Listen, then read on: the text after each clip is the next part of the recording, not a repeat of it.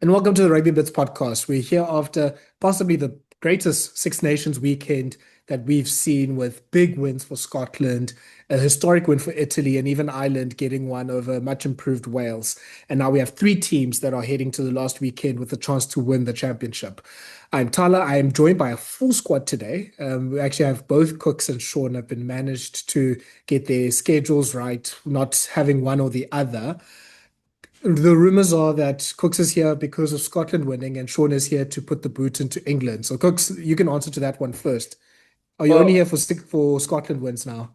hello everybody. Well, I mean, I missed last week. It was three in a row now, Tyler. So I could have been here every week. But first of all, I was actually working. But also, you must be crazy if you think I'm going to jump on a podcast after the Bulls beat the Sharks and Chelsea lost to Arsenal with Tyler. You must be fucking crazy. There's no amount of, there's no ways I'm jumping on a podcast with Tyler after that. And also, now I thought, I'll recover. It was the day the protest was to New Zealand. So it was just heartbreak for me during that week. So Yeah. was not in the right podcasting mindset. So I was just grumpy at work. And if you saw me in front of any camera this week, those was hurt behind my eyes. But nah, I do come back. It's I don't come back when Scotland wins. The thing is, the moment now with this dynasty that we're building down there in Glasgow Oh, is that I just have, if you're winning every week, Tyler, you're just available every week. You know what I'm saying? Like that's why I'm available now. Like I'm available next week as well. I'll be available on Monday.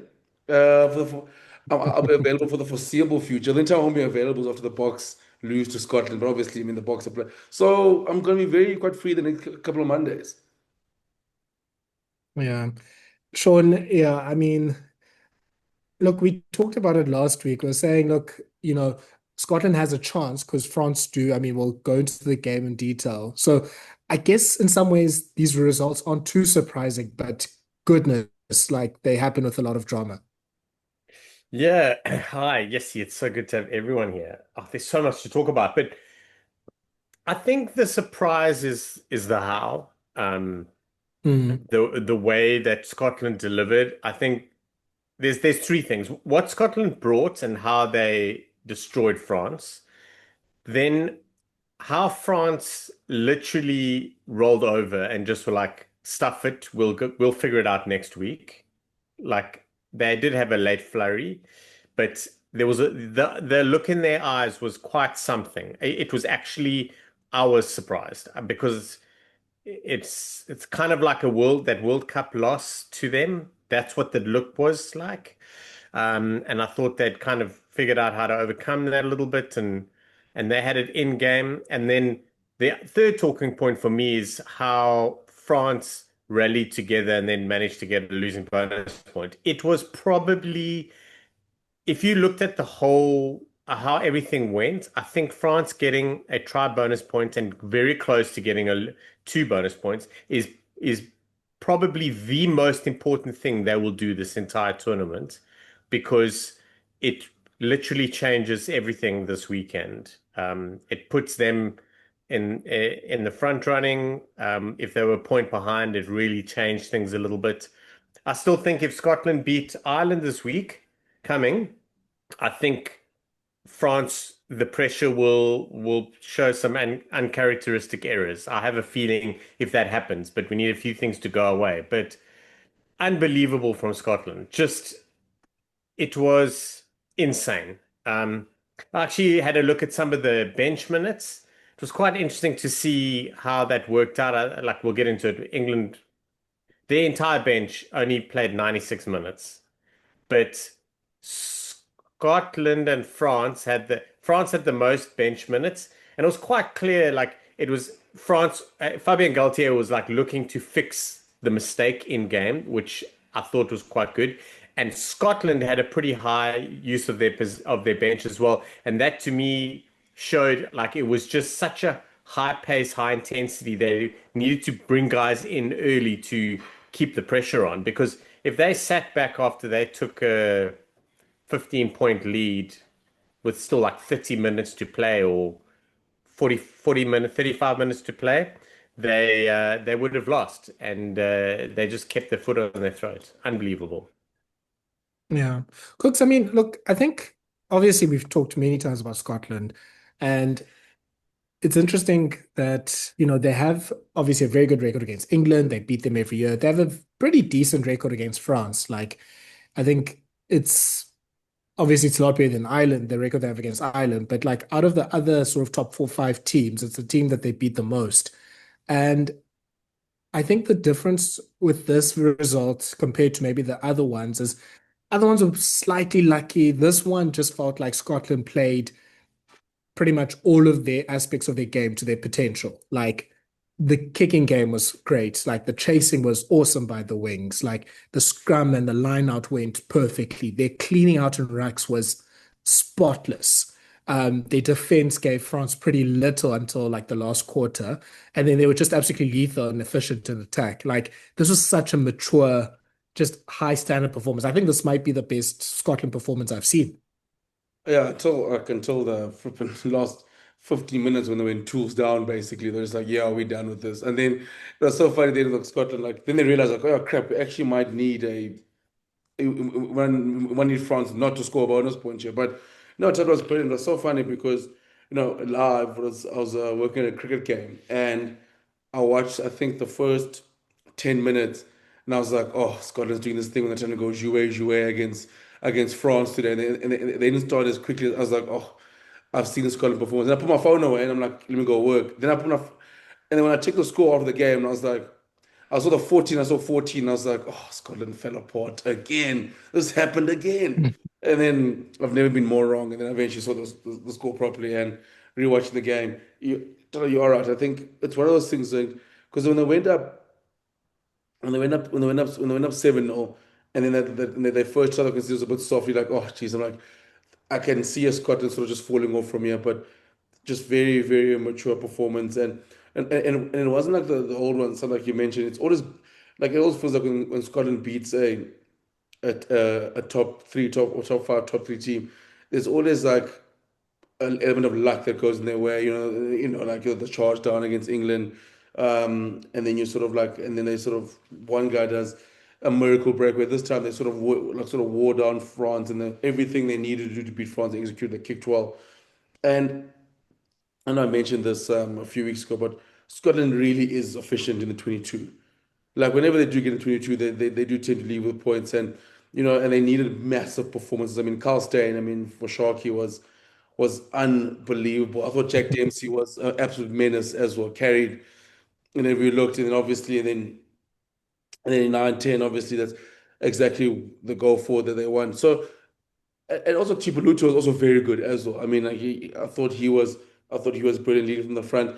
And Tana, like for me, the nice thing with Scotland is they're finally, well, hopefully, but they're finally finding a game where they can they can sort of dissect and get through results and find wins, especially because I wouldn't say it was like a vintage Scottish performance, but it was like you said, the ride was a mature Scottish performance, and they were just absolutely clinical when they got their chances. And it wasn't just like a situation like where it was like they're forcing it wide, but everything they tried to, their plan went so well. I mean, just Ben White was incredible. That move for Carl Steyn's trial with the line out there, that is as slick as you'll Mhm. get from Scotland, which you'll get that. But I mean, that was impressive. I think the funny thing is that I don't think Scotland even believed in themselves. They were like, I think Murrayfield was also in flippant party mode. They're like, oh, so we just put 50 on France. They're like, but guys, you can win the championship now. They were like, oh yeah, crap, we need to just stop these guys from actually scoring. Like we won the game. Like it was like a party, but it was like, guys, we need to keep the music on. Like Sean's getting more beers, but like everything's fine. Like we just short of, we have whiskey, we have what. Scotland's having a good time. They're like, guys, if you stop them, we can win the whole thing. Like we can end number one in the log. But they're like, yeah. Then eventually, like after France scored to get the bonus point, Scotland's like, yeah, we still got 50 points against France. So we'll take it anyway. So it was an incredible game. I mean, like Chucky like mentioned, it felt like there was a lot going on in that game. There's like 4 or 5 different chapters, and then but Scotland were brilliant on the day. Yeah. Sean, I think the main thing I'm taking away from this game in terms of how to beat or how to approach France, and maybe something that would give France some comfort is I don't think there's too many teams that can do what Scotland did. Because, you can try to physically outmuscle France, which I think obviously South Africa can do. I think that's probably still the best way for England to go about it. You can try to sort of take them on in the air, which Scotland got. I mean, their kicking game was fantastic, but I think it was also the fact that Scotland was able to keep possession so well. Like their possession was almost 60, 70% at times. And they just starved France of the ball and marry that with a very efficient attack. You're actually getting points while you have possession, getting, I think it's 5.5 points per 22-meter entry, which is ridiculous. You now are putting France in a position where every time they have the ball, which is kind of what happened, I think, in that third quarter, France had to like push and force something, and then the intercept happened, the Dupont forward pass happened, all that sort of stuff. So Scotland just, I think, were just great at keeping the ball, and that's obviously down to them having really quick rack speed, cleaning racks well, and then their 9 and 10 just taking the right options when they got the ball. Yeah, it was so good to see. So it's almost like 2026 is the only year that was the first time that Scotland have really started kicking on in the 22. We're so used to them, like, especially, and I distinctly remember it with like Duan and even with Darcy Graham out wide, like they'd make line breaks, get into a 22, and then they couldn't get over the line. Like they'd end up going home with 3 points or they wouldn't score a try. So they're ridiculously efficient now, and it makes a huge difference, especially to a side like Scotland, who really love a long range break. They've got the players to strike from anywhere. They're not shy to have a go from their 22. If it's on, it's on. But they've also got the players to really truck it up, kick it out, and do all the other stuff. They've really got a comfortable, awkward game if they don't fizzle. There are a couple of players, and listen, there's no chance I'm going to have a podcast and I'm not going to mention Kyle Steyn. Okay. So I think I'm going to say it a couple of times. Kyle Steyn, you legend. What a game. That man is the glue guy.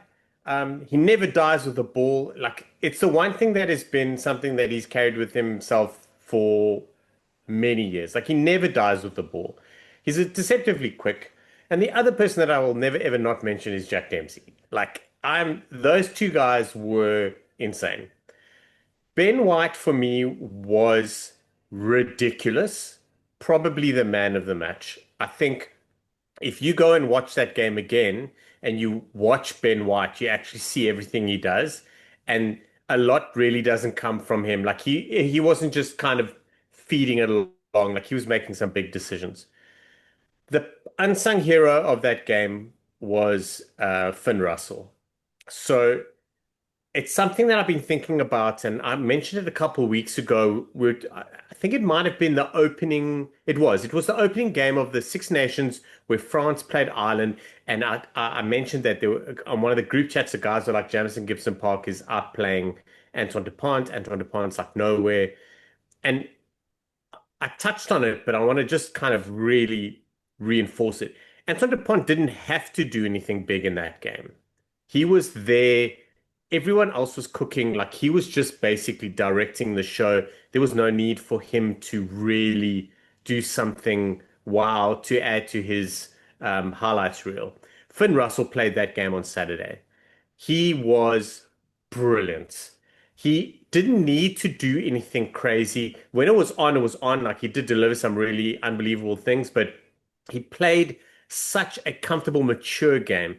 And that's, I think, what people need to realize is what everyone wants from Sasha. I know I'm bringing this to South Africa, but I like it's something that everyone is like, oh, it's something that I've been bothered with, but it comes with maturity, it comes with time, it comes with learning. Like sometimes you don't need to be front and center of everything.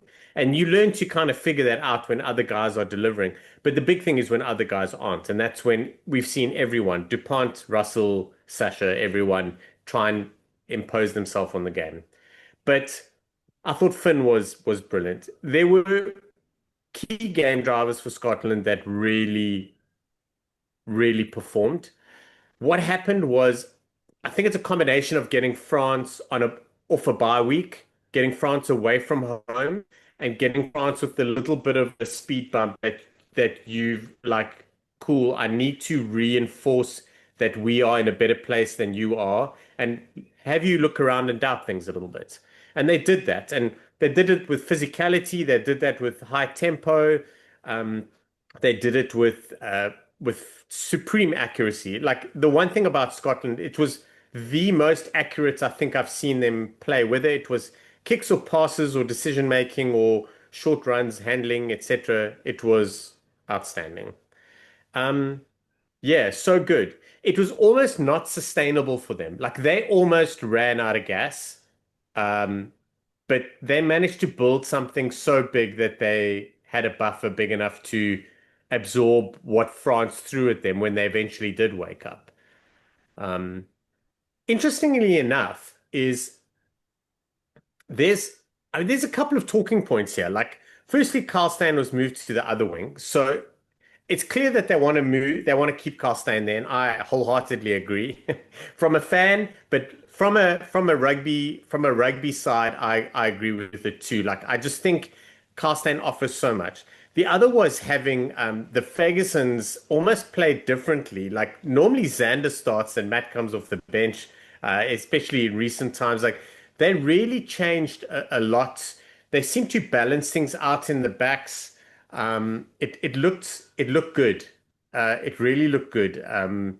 And I, the only question that you have after this is what can you connect it with? Can you connect it with another performance? Like, are we going to see Scotland do this and then fall away next week? Was this their final, or have they still got more in the tank? And I really feel that if they're going to kick on and go further, that they're going to have to deliver against Ireland on a Saturday, which I feel they can. Whether they win or not, I don't know, but I don't think it's going to be a blowout. Yeah.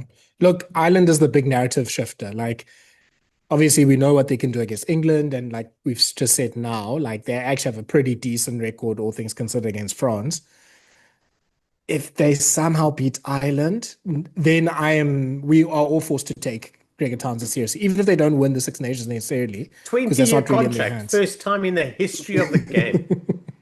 He can take all the extra jobs he wants. Yeah. Newcastle, the Hurricanes, the Griquas, whatever he wants. He'll Like take the England he can job as write his thing. well. He can part-time, honestly. But like if they beat Ireland, I think it's a wholly different conversation. Like that's where I'm still like, there's some parts where because you've been hurt before, you're just like, we'll talk about the Italy game, but there's a part, even the Italy game, when I was like, nah, I've seen this before. I'm not going to believe it until I see it. So we'll see. But Cox, I think let's talk on the France aspect. There's a lot to unpack here, but I don't think you can describe it as, and I hate it because I feel like a Twitter user, but it was an absolute head loss what happened to them in that third quarter. Like, just heads were gone, heads were dropped, things were just not happening, and they just allowed like this flood of points to happen. There's a few factors. I guess, obviously, they felt like decisions weren't going their way, but they were also just compounding issues by making some stupid decisions, conceding stupid penalties, allowing Scotland to get momentum, and they just weren't able to slow the ball down. I think, again, we'll talk about the ref now, but I think in some cases they were unlucky that they didn't maybe get a few penalty calls go on their side for, a few valid attempts at rucks. And I think Galtier actually did try to pick a team for Scotland of having Gilliard and Marchand and Olivon start and try to have people be mobile and stop Scotland from doing their multi-phase. It didn't work, and then it just fell to absolute pieces. Like it felt like a 2010s Marc Lièvremont, Guinoves like type of France team that just absolutely just turns to absolute dust when you put pressure on them. It's funny. Like when hindsight's always 100% right. But when the side was named, I just thought this is such a Miafo and Flamme type game where like if the one thing you thinking the French are going to do against Scotland is probably bully them because last year Gregor Townsend had that massive concern about Scotland playing 7-1 and not being right for the game. And I thought Scotland, I mean, I thought France would probably go that route again. I'm like, okay, we can try and bully these guys as well. We got the bigger pack, and we know what Scotland famously is the biggest issue is once that pack doesn't get any sort of go forward, they kind of fall apart. But Yeah, Thala, like I thought, honestly, I thought the head loss in France was gone. I thought that part of it, like, was Dupont to come back, it's sort of creeping out of their game, but it's just like sometimes it's just proper panic stations, and also the worst is like with Scotland, which is what we're good at. It reminded me a lot of the quarterfinal against Springboks, where once the Springboks sort of got back momentum, they also got under the French skins as well, but a Church will niggle, and then now and like I mean, and the French are very temperamental. I mean, so they saw them lose their mind as well. I mean, like Dupont didn't even shake Benoit's hand at the end, like for the tunnel, after he had taunted him, and it's things like that where you sort of have to get under the skin of their best player. And I thought Scotland did that well, but France, like they've got this like this panic button shift where, but the funny thing when the shift happens, it's like when it starts, you're like, guys, everything is fine. Don't panic. There's a lot of time in the game, and and France are good enough to score points in batches, but they just find like for me, they just find these weird patches where like it's tools down, or they find themselves in games where they just cannot, where they'll dominate, but they just can't find points. Like, I always say last year's game in France, they two passes away to Damien Penaud from beating the Springboks and pulling away and getting a 10, 15 point lead in that game. But those passes don't go to hand, and then they sort of throw back momentum to the other side. But the problem is like it feels like sometimes with France, like especially the Six Nations, like yes, it kind of felt maybe they've been in the third gear, fourth gear, but sometimes I feel like France do allow will give they'll give a side of a 15-minute period and where there's like you guys have some momentum for a bit, we will be fine, and then Scotland just absolutely hurt them in that period where, like, Ireland had a bit of running and didn't score as many points as they should. Italy had their chances, didn't score enough points as they should. Whereas now, I mean, Wales, I mean, we don't talk about them, but what they did against France. But this weekend, where once Scotland got a sniff, France just could not get the momentum back. But then also, instead of trying to get the momentum back, they just fell apart. And if I'm Fabian Gaeltier, that's a very scary thing to have, to know that your side could implode at any moment. And it feels like when they do implode, they implode in key situations. Because you probably, if you're a French fan, you're kind of feeling if you leave, even if you leave with 4 points, that's the championship as good as done. And then obviously now you just need to have a decent performance against Scotland, against England. But now it's all to play for against England. Whereas I think for me, that's the frustration with France is like as good as they are, the depth and everything they have, probably the only worry that I think you mentioned that Scotland is one of the few sides that can do that to France, but France is the only side that can also just shoot themselves in the foot and just go properly tools down. And Uh, that's what scares me if I'm Fabian Galtier. yeah, sorry, Cooks, I thought you were done there. I apologize. Um, uh, you 100% right. Like what Scotland did, I think France could have mitigated a lot of that. Like France had an olden days France moment. Looking at Antoine Dupont's eyes when he was behind his try line and he threw that forward pass, Mm. like just that, you are like, these guys, their heads are gone. It's the weirdest thing. And it's not the first time a top class France outfit has been cooked when they're gonna win. Like there are a couple times in the last few years where they haven't really got what they thought they deserved. And it's weird. They've got a lot of really good leaders on that field, and you'd expect someone or something to put it together. Like this could be the thing that they need. Like no, like maybe they just figured, listen, we'll just go carry on doing this. We'll get there. But it was very weird. It's a massive weak spot. I don't know how you always get to it though. That's the thing. Like you can really pinpoint how to beat sides by attacking their weak spots for with a lot of test sides. Trying to attack this weak spot in France is a very weird one. Like they have to be in a small changing room and complain about it, and then they have to have a bye week, and then they need a few other things to go their way, and then you need to dominate them. It's a very, very weird little uh, um, thing, mathematical Yeah. equation you have to put together. Yes, see, I'm struggling with words. But to be fair, I mean, Scotland scored the first two tries. France came back and it was 14-12. You thought, okay, after a really good start from Scotland, okay, France have got some control in the game. And even though Scotland went ahead at half time, or it was 14-7, sorry, to France, but even though Scotland went ahead 19-14 at half time, you were like, okay, like probably the worst. I was thinking this is probably the worst France will play in the Six Nations. Like you still have enough to, win this. You have the strong bench.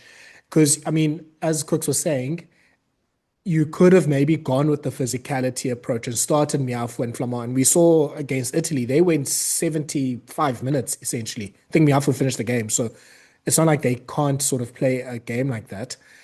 But then, yeah, obviously that third quarter just went really against them.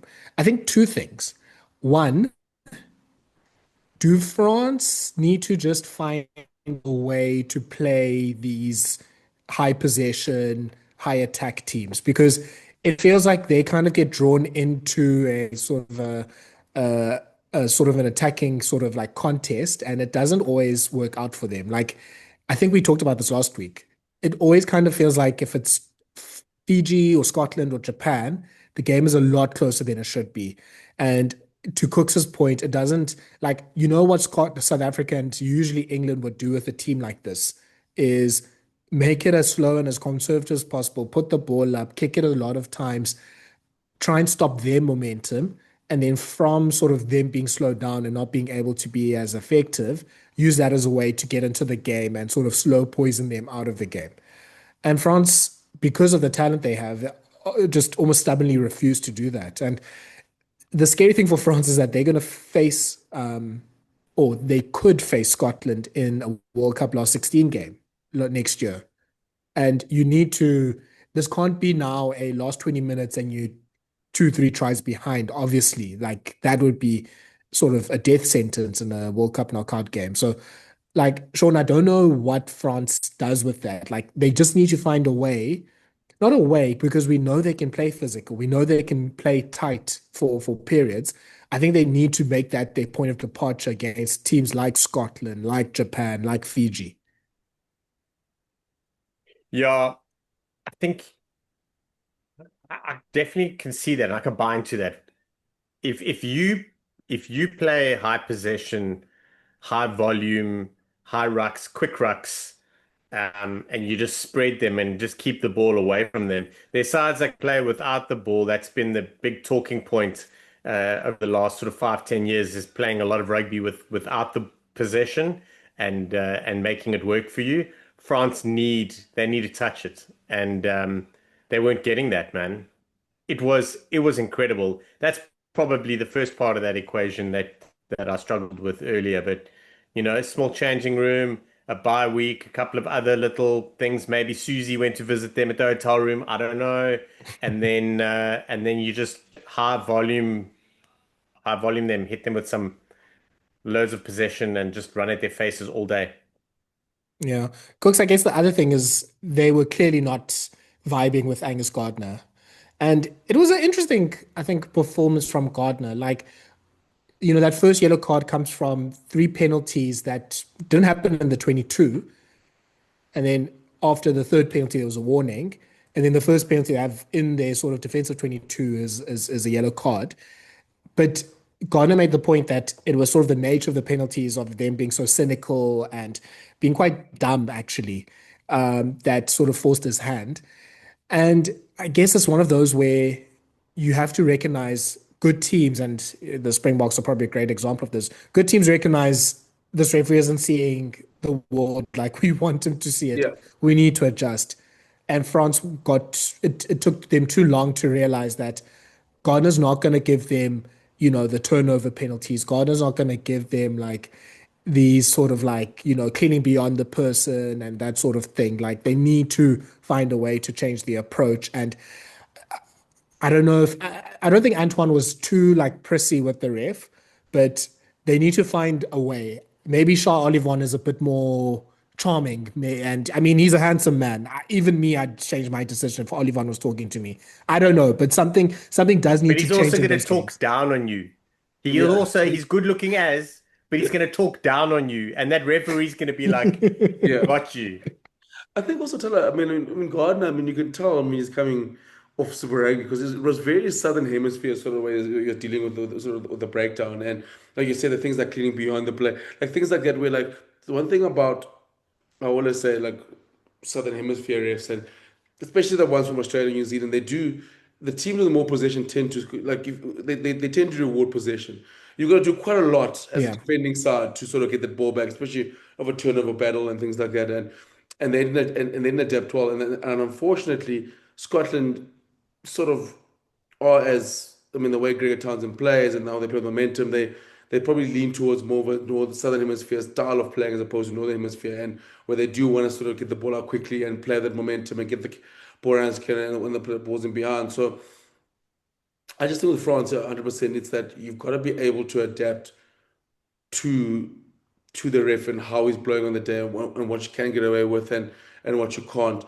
And especially in a game like that, but I think also that comes with frustration. I think, even Dupont said in the press conference that like, yes, as much as it's like as soon as the costly errors, because we talk like sometimes with France, like as much as we want them to play that even more control game possession play. They just as bad when they don't have the ball for long periods. Like they just like, and it's like they're not touching the ball. They've got no momentum, and then to sort of end the head loss, then the discipline goes out the window. And I don't think it's the Angus Gardner thing. Is that like with France, it's like once a tactical sort of game goes away from them, then the discipline falls apart. Like that's once the penalties come flowing in, you just go. If you're like guilty, I'm surprised and take his laptop, and be like, boys, yeah, we're done here. Let's try again because yeah, we're not winning this game, and that's a frustration because like with France, like it feels like it's almost like when things are going bad, you can just see them tactically like, oh, geez, they're not at the race this game. And then once the discipline comes off, like you go, geez, yeah, this is terrible. And I think it's all through adapting because it can't be a situation like in the World Cup quarterfinal. I mean, what's the New Zealand of Ben O'Keefe? Like O'Keefe. He's still banned from Paris basically, but it can't always be the referee. You know what I mean? Yes, like Mm. you gotta make adjustments. You gotta react to how the ref is blowing on the day. And yes, sometimes it is frustrating. And yes, you get some teams that can't adapt, and they sort of like we always laugh at Italy finding ways to get 4 or 5 scrum penalties against the Springboks, and this box could not adapt to the way the ref was blowing the scrum.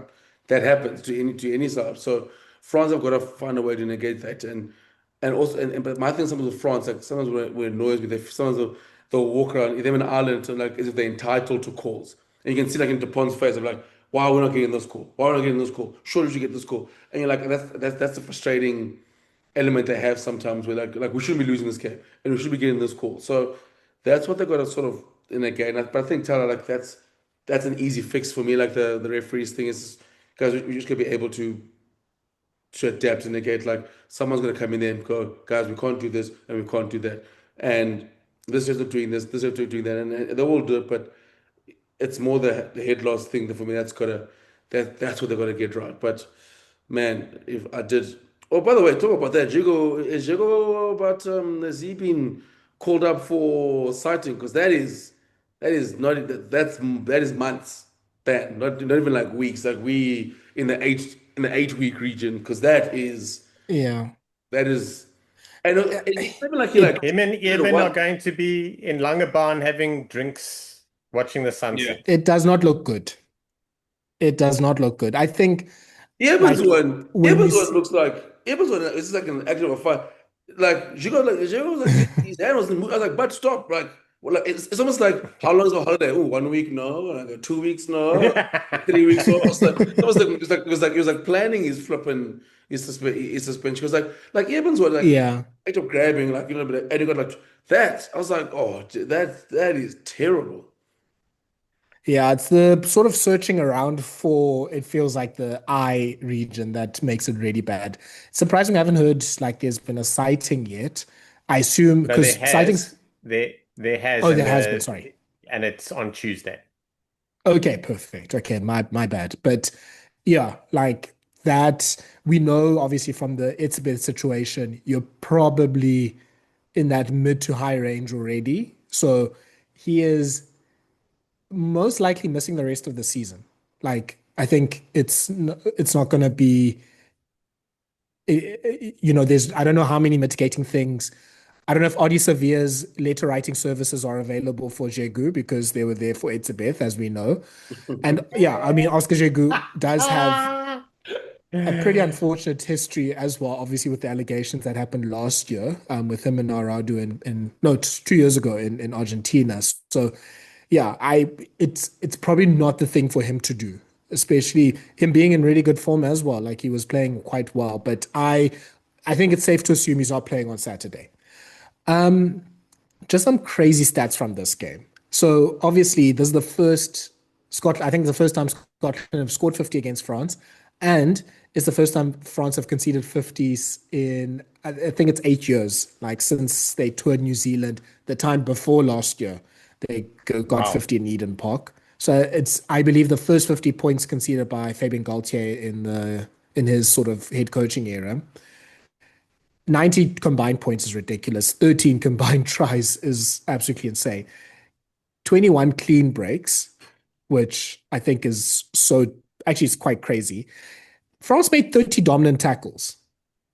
Like, it's such a weird game because I think there were aspects of France's defense that worked really well. Like, Scotland's sort of forward runners didn't really get over the advantage line, but I think the purpose of them, and I think Scotland almost conceded, they were like, maybe except for Dempsey, everyone else just go down, quick ball. That's all we need you to do. And they kind of played it well. But Gross and Kro and Jegu and Gelong were just hitting anything that moved.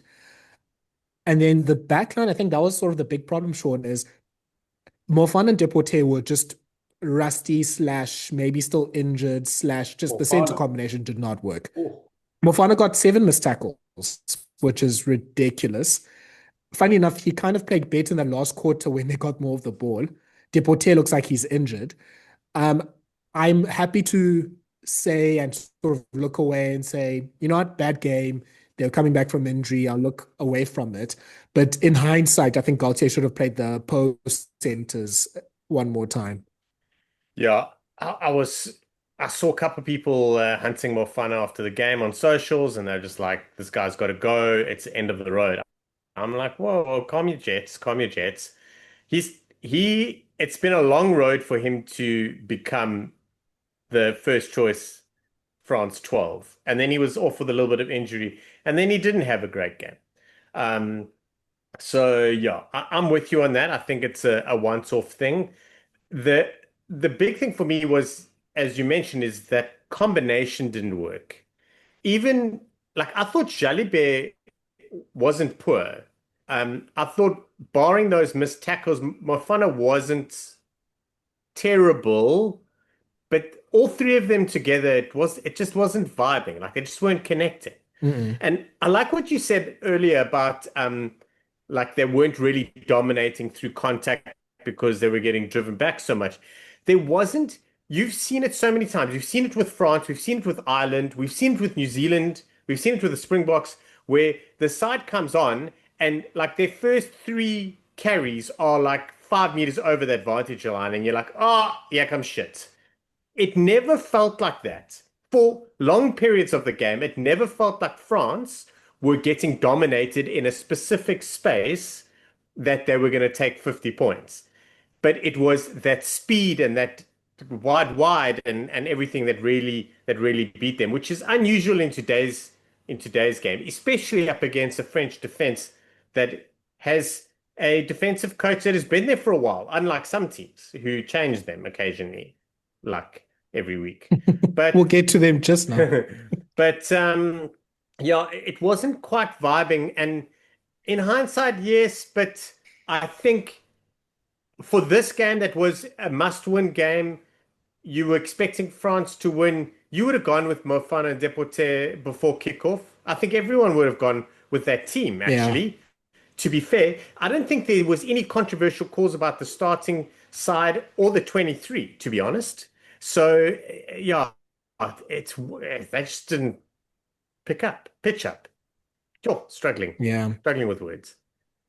And yeah, I guess maybe it has been a problem. This was probably the best bench performance overall, but that first like 10 minutes when they did come on, they didn't really add impact. And France's bench haven't really continued the dominance of their first half team because they've been insane in first halves in the Six Nations and kind of tailed off.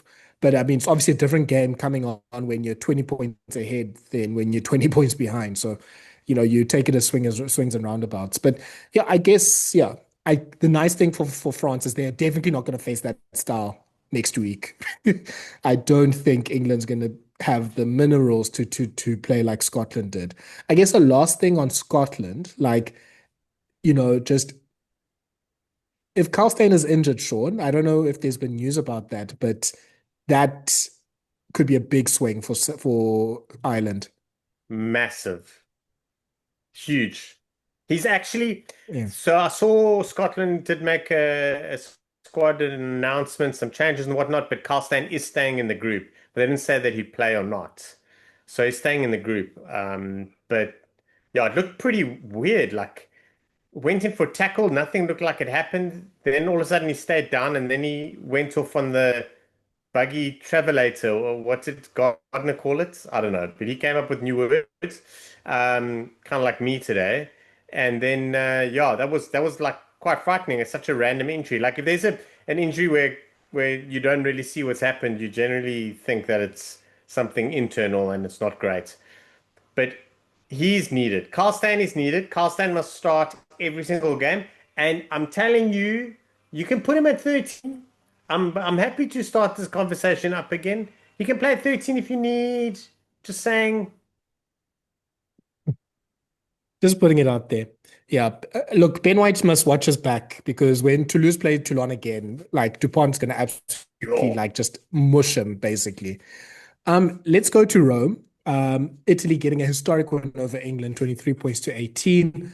Um, a, Pretty much a not last minute try, but a try in the death from Leandro Marin gets the win for Italy. And yeah, I mean, England at the early part of the second for leading 18-10. Nicotero just got a yellow card. For me, I almost not switched off, but I was just like, okay, this is the Italy-England games that I know. Like Italy kind of threatened, but England sort of win it really comfortably. Shaun, just on the Italian side, before we start slandering England, but I think the two positives are they didn't play that well and still won. And ultimately, when the going was sort of going against them, they're just, and I mean, it almost feels like a weird thing when you take 3 points from a penalty, but they were just able to accumulate the points until they found the opportunity late. Yeah, yo, they were so good, man. And they're also missing four, five first choice players. I'm Mm. guesstimating here.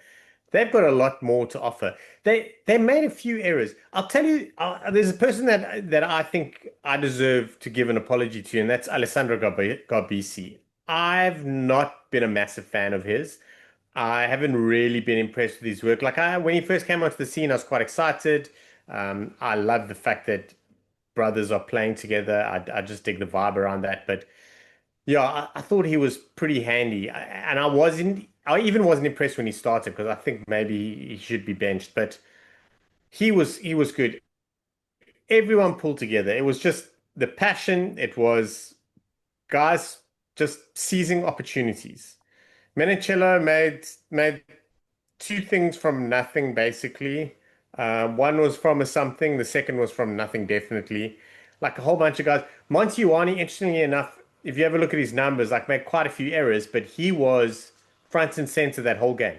Like he was in the mix all the time. Unbelievable performance. I think the thing for me is Italy knew when they went into the game, I really feel that they believed as a pack that they could be competitive at set piece.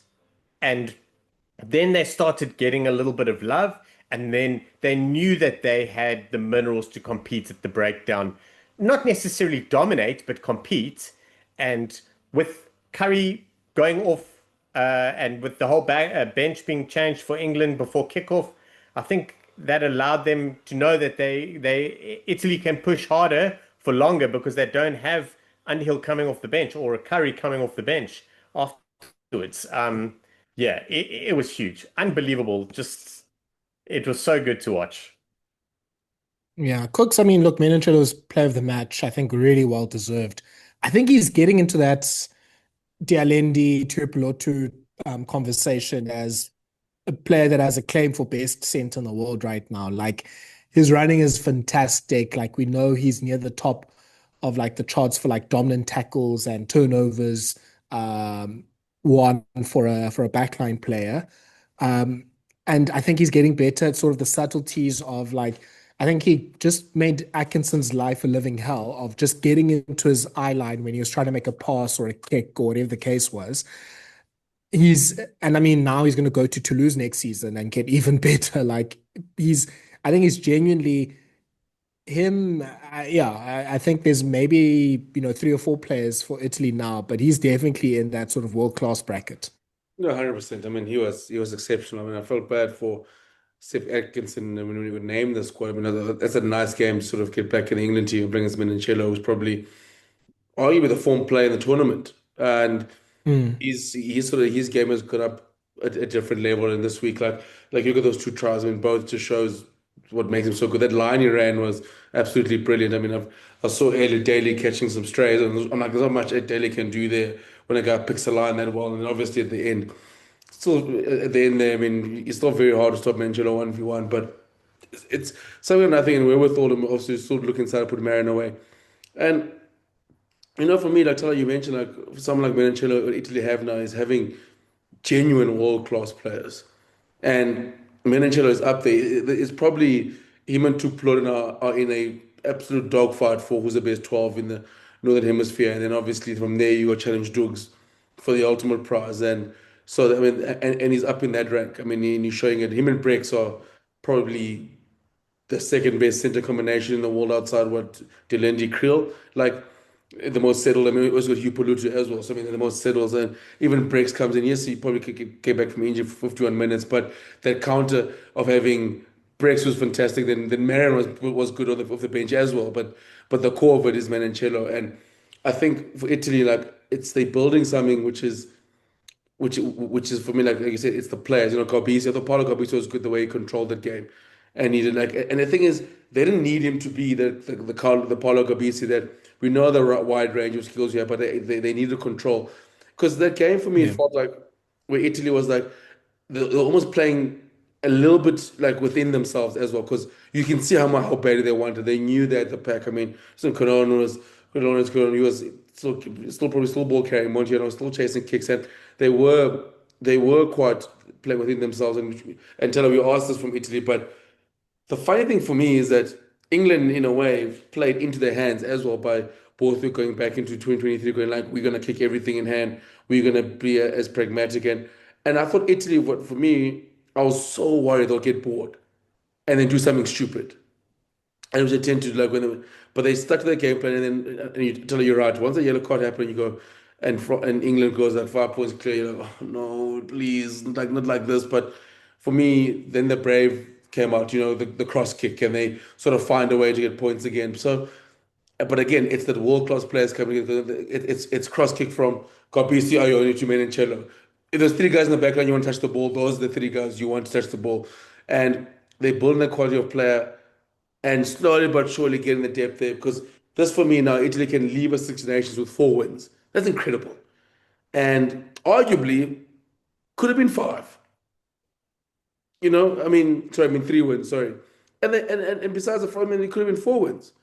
They threw away the game against Italy. I mean, I think France, they played well, but I think France did enough to do well to keep them at arm's length as good, any momentum they had. But they could have easily, when they look back at the tournament, they could have easily been sitting here going for a title this weekend. And I think that's exactly where if you're Italy, that's where you want to be. Because now the thing is for me, what's sort of moving forward, the nice thing is there's more questions happening on the England side than the Italy side. There's there's 100 essay questions for Wales that have no answers that we don't even spoke about their problems. But it feels like there's certain sides where like I feel like where Italy's on the slide on the rise. Ireland, you never know what happens with Ireland, and France will be fine, and like But like Italy's like in a place where they're going like they can. I won't be surprised if they do pull off a win against an Australia this year. Lord, God forbid against the Springboks. No, no, no, no. We don't need that in our lives. They can do that against New Zealand. Um, but they are building a game they can travel, and this does give them momentum. Because I think for me, yes, they've beaten a France, and they've beaten and a Wales, but this for their psyche, winning a big game like this, getting that first ever win against England, it shows them now when they get in these situations again, the players are excited, and you're going, we got the guys that can go up against any of the players in the world. Like if you're Menoncello, if you're Menoncello, it's like we got a player that we don't. There's not many players that are better than this guy. And that's something for you, Tilly, is exactly what you want to say. So, geez, he was good in the weekend, and I can't wait to see him up against Dylan. We need it. Rassie can't rest Dylan that day. Rassie knows that all that Rugby Buzz cares about is the best 12 in the world title. That's the only belt we care about at Rugby Buzz. You know it, you know it. I want to talk about Menoncello. Like, I don't quite know how to put this in words, but he's very much an outside back style 12, Mm. which you don't see.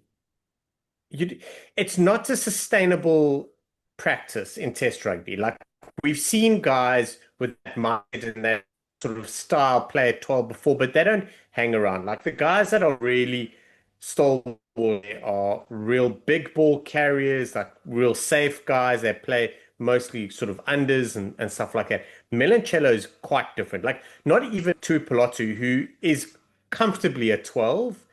He's got an amazing kick pass run, probably the best kick pass run midfielder at 12 in the world.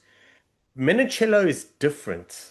I think the only way for me to explain it is to see how often he finds himself out wide Mm. and he cooks there. But when he moved from 13 to 12, when they basically swapped Brex and Menoncello around, I was like, yeah, no. Brex is a 12. He is 100% a 12. And Menoncello is 100% a 13. You could even play Menoncello on the wing and do well. But then they've swapped them around, moved Menoncello to 12, and I was like, I don't know if he's gonna really like. I know he's a big guy. I don't know if he's gonna like that front on face defense because that's what happens at 12. Kids loving it. But then what he's also doing is he's those little line differences that he's running and attacking those sort of players in front of him with that almost 13 flair with Brex running the safety outside him has been an amazing move. It, I'm going to watch it more and more and more, and I'm going to try and educate myself and my vocabulary and get better words so I can explain it better. But he's different at 12, and it's amazing. Yeah, but I think it's because he dovetails so well with Brex that he doesn't have to do all of the grunt work at 12, so he can sort It of wouldn't be work with the outside. Hugh Jones. And I think It wouldn't even, work with the Hugh yeah, Jones. even Marin, I think, helps with that because Marin also isn't really, I mean, he plays mostly 10, if I'm not mistaken, actually. So he's kind of like not a real 13. He's not really a 12. He's kind of a 10. So he can also sort of dovetail. I mean, Trent, I think he started for Italy on the wing. And you can see anytime he gets Mm. space out wide, he's a problem. Like poor Elliot Daly. Like Yay. I don't even know how much you can blame him for that. It's one of those things He just gets No, you feel bad for players like because like, oh, you gotta do better. I'm like, you try to stop Menoncello at full tilt. Like, like, good just luck. on that try off that line break, like literally as Daly starts actually moving his shoulders to the sideline to start covering for the wide ball, Menoncello flipping cuts inside and wrong foots everyone, and now everyone's like, it's Daly's fault. I'm like, did you not see the line break? Did you not see him run through two forwards? I saw one tweet was like, "Yo, Stewart wouldn't have allowed that." I was like, "You can't be talking about Freddie Stewart." Like, oh that's no, like, shame. I was like, you can't be talking about Freddie Stewart. I mean, Daly definitely turns quicker. yeah, definitely. No, I mean, look, yeah, poor Daly, like for both tries, I guess he can be sort of singled out, but I don't know what you do with either sort of like situation. Yeah, look, Menchel is great. I think someone that's been getting under the radar because I know Ferrari's gotten a lot of plaudits. Giuliani is like he's my favorite player, I think, from Italy right now. He's fantastic in his white scrum cap, but we're not getting enough plaudits for Lorenzo Cannone. Like he's Hey, been so good in the Six Nations, such a great defender, near the top for dominant tackles, like is such a physical like specimen, carries so well. Like there's a lot of Jasper Visa in him. So much. Like I feel like he's almost the closest like so similar player to him. And this loose trio of Lamaro playing six, having Canone and Zuliani has worked really well. Like it'd be great if Ross Vincent was fit and be like an impact player because we know how good he is. And look, Negri's also obviously a good option, but it's worked so well for Italy, and they were able to, even when they weren't like, because England had lots of time when they were on top with their kicking game and retaining kicks and causing problems, and Roebuck and Murley were doing well, but they were still able to cover the field and to make sure that England doesn't sort of get away when they were dominating.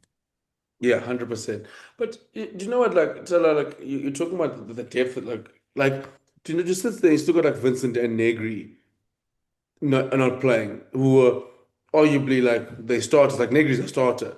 Vincent showed some good glimpses. That's the guys who's got to come back. That's exciting for Italy.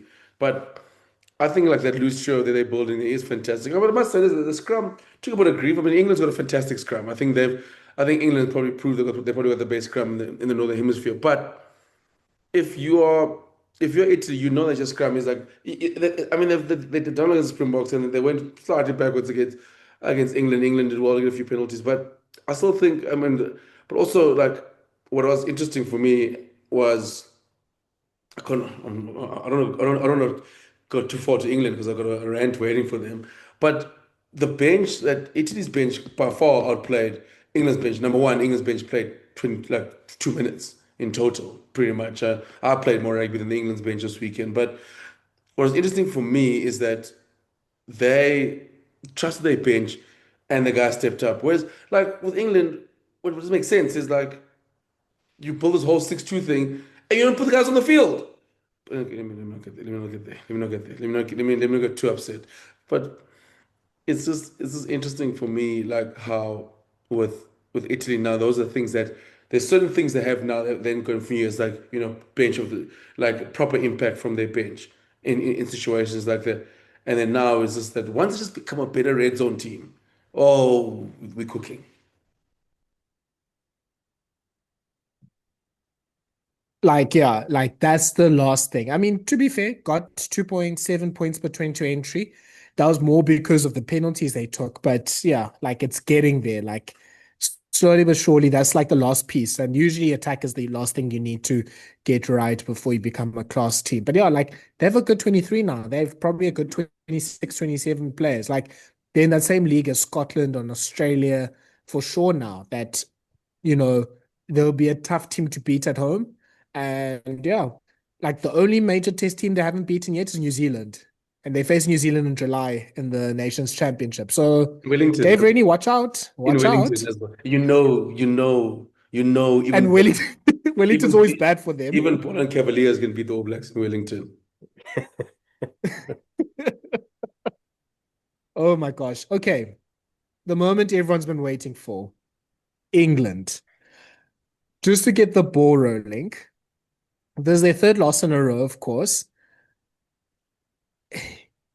I guess even when yeah, the funny thing is when you look at the stats, nothing is too bad. Like, you know, only two more penalties conceded, same amount of turnovers won, like turnovers lost was pretty similar, like tackle percentage was pretty similar. Like they decided to kick this weekend, which was great for them. Welcome back to England kicking.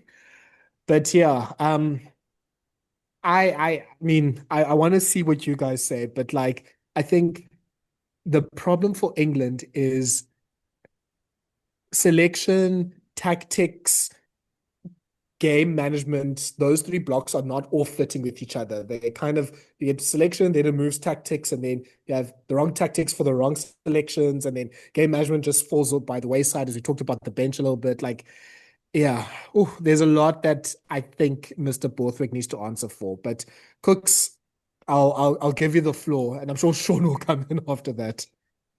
England suck, man. Those guys are terrible. Like, you know, you know, like we deal with this whole thing the whole year, and I'm pissed off because I believed. I bought into the 12 test match wins in a row. I believe that this is the year England is going to transition to a Six Nations win, and then what's going to happen is going to come to Johannesburg to see where are they from the best side in the world. I don't want them to come to Joburg anymore. I want England to play in Kimberley. I don't want to see England. I don't care who they bring. I don't care what they do against here. I'm just happy now to see the Boks play their first game of the season. Like England have devastated me because I don't understand Steve Borthwick. Like this, how a coach wins 12 games in a row, finds a recipe that works, and then decides to just panic after a loss. Like because when you play against Ireland, I'm gonna make 100 changes. But no, what I'm gonna do is when you play against Italy, I'm gonna make 150 changes, and then also I'm not going to put any players or my bench players on the field because then what's the point of having a 6-2 split? What is the actual point of having six forwards on the bench if you're not going to put them on early? Like, what are we doing here? Like, it doesn't make sense to me. Like, then you're like, no, what we're going to do is we're going to go to Rome and we're going to play this kicking game plan, which we did in the 23 World Cup to get us in the playoffs. But yeah, that was your first year in the job, so you needed a game plan that can just be pragmatic for you to get through. Then you're like, okay, cool. What I'm going to do is I'm gonna go back to that game plan because now I need to win. Now the question is, what are you gonna do this weekend? Like England, it's so frustrating. Like it's not, and the frustrating thing is like I wouldn't have minded if England sort of, let's say they won 3 games, they lost two, and Italy beats them. But the sort of Six Nations ends, you go, there's some sort of progress in the way they want to play. I don't know the way they want to play. I don't know how they want to defend. I don't know who's playing on Saturday. I genuinely like from all I know, Charlie Hodgson's playing on Saturday. He's gonna come out of time and play 10. Like no one knows like what they're gonna do. Like that's the thing with England. Like they leave in the World Cup, this Six Nations going. So basically everything we built up last year, we like pull this like let's start again. And then now that I restart, let's start that again. Because besides Ben Earl, like, there's nothing like I don't know what the loose trio is. I don't know what they're gonna do at lock. Itoje for some reason needs to, also Itoje needs to put his scrum cap back on. Ever since Itoje started playing rugby without a scrum cap, everything's gone haywire for that. Like I don't know why I started bringing scrum caps. I don't know why I started having fantastic haircuts. Maybe because he wants to show us his new fade. Someone get a scrum cap back on Maro Itoje. That's what England need to do. That's actually the first problem. Get Maro Itoje back in a scrum cap. Get on Farrell in that camp as well. Just put him back at 10. I'm on a Simon podcast with Ben Youngs. He needs to go back to 10. And that's just like, England is so frustrating. They suck. They absolutely suck. They all suck. Finn Smith sucks. It's just so, I'm just so, like, who's play 10 this weekend? Marcus Smith. Because for some reason, also, like, can can we free Marcus Smith? Like, I feel so bad for that guy. Like, let's put him at 10. Let's see something, man. Let's put him at 10. Let's put him at 10. Let's give him a run at 10. Like, because I saw his article today. Now we're playing for Pride, so we're gonna go with another game. Now we're gonna throw the ball around. I was like, oh my word! He's gonna throw the ball around, and then he's gonna pick probably the most bland 10. Like, I just think, like, it's just frustrating. Personally, I think that Borthwick. I don't advocate for coaches getting fired, but I just don't know. Like, I don't like the things that you need him as control. Like, Tell you mentioned game management, selection, like tactics. Guys, what no one knows how England want to play. Basically, it's like it's basically George Furbank now and a bag of chips. Like, ever since Furbank went injured, like this like the whole attacking game plan is based on him. Last year, England was on the best attacking sides. Now they can't. Now they can't. Now all of a sudden they can't attack against anyone. No, I mean, I need Ireland. I mean, I need France to beat them. I need France to beat them like 60-0. I need France to make it like history, like on historic one where like I need like Austin Healy to write an article on the day. I need Matt Dawson to walk out of studio. I need like Clive Woodward to write articles about it. Like I need even like the King to cause it to like I need people to intervene. Like I want the beating so bad with the RFU calls a meeting on Tuesday to sort of like guys we need to like a state of emergency like we need to come in on Tuesday and discuss this. That's the type of meeting that I want. That's the type of beating on France to give. That's exactly what I need. Like I need them to be like we might not send our top players to the Nations Cup because we actually need to sit there and just stay. Like, where's our rugby going wrong? That's exactly what I need France to do for this weekend. I need it to be. I need like. I might even let Wales beat Italy, so then we find a way for England to finish last. Like, we need to find something here. That's my dream. That is my dream. Like, if I'm Italy, I'll let Wales get 30 points, and then we find a way for England to come last in Six Nations. Yo, England pissed me off this weekend. Jeepers. Kooks, I'm with you. So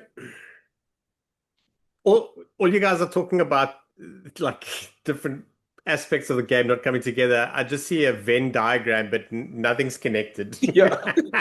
It's floating around the page. Like the defense is trying to get off the page in the corner there, and you can hear someone in the background clicking with their mouse, like fuck, I can't get it back. No, but also, So Sharky, like I think the problem is like Tyler said, like the problem is like it would be like it's like game management comes in the middle of the diagram, like, you know what, this is exactly what we're gonna do. Like, no, we need the other ones. No, but no, like it's game management week. It's game management.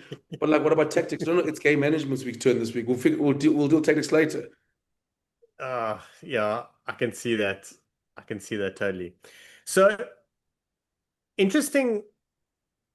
I I really felt that Owen Farrell, like that in your face captaincy, that like shouting at players, shouting at the ref, but like really getting to the ref and asking critical questions was probably something. It could have gone either way, to be fair, because in that situation, maybe the ref would have just been like, "Stuff, we don't need you." But maybe something like that was missing. I'm not saying that it needs to be Owen Farrell, but there's no one in that backline that's really going to do something and get in people's faces. But we highlighted it on last week.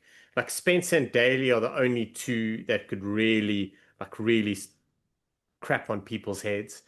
Um, Yeah, I think I just want to go through a couple players here. I thought Ben Spencer, his kicks were brilliant. I thought England missed that. They missed that accuracy. He's got a great contestable, but he's also got a great distance, and they really needed that. To be honest, is Sorry, they Shaun, just very quickly, in about 10 minutes, he kicked as much as Mitchell and Van Poorvliet kicked last week against Ireland, just to add more fuel to Cooks's there's no game plan vibes fire. Yeah, yes, that's true. But like Mitchell does have a good kick, and they just took it away. But I think they've got good options there. I thought Finn Smith. I see Finn Smith. So they're very interesting. Like the social media, the fans. There's very clear agendas when you see some hate going on. Like we're seeing a lot of like Elliot Daly hate, and some of the stuff I'm just kind of like, nah, I get it, but I don't get it. Finn Smith got a lot of heat. I didn't think he was terrible, but I didn't think he was great.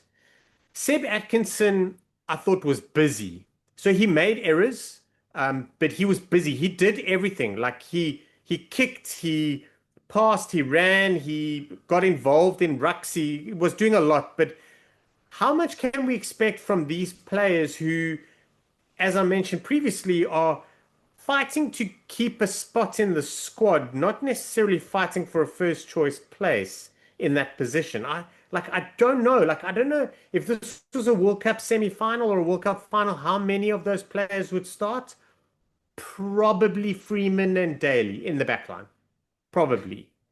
I would start Spencer, but that's my personal opinion.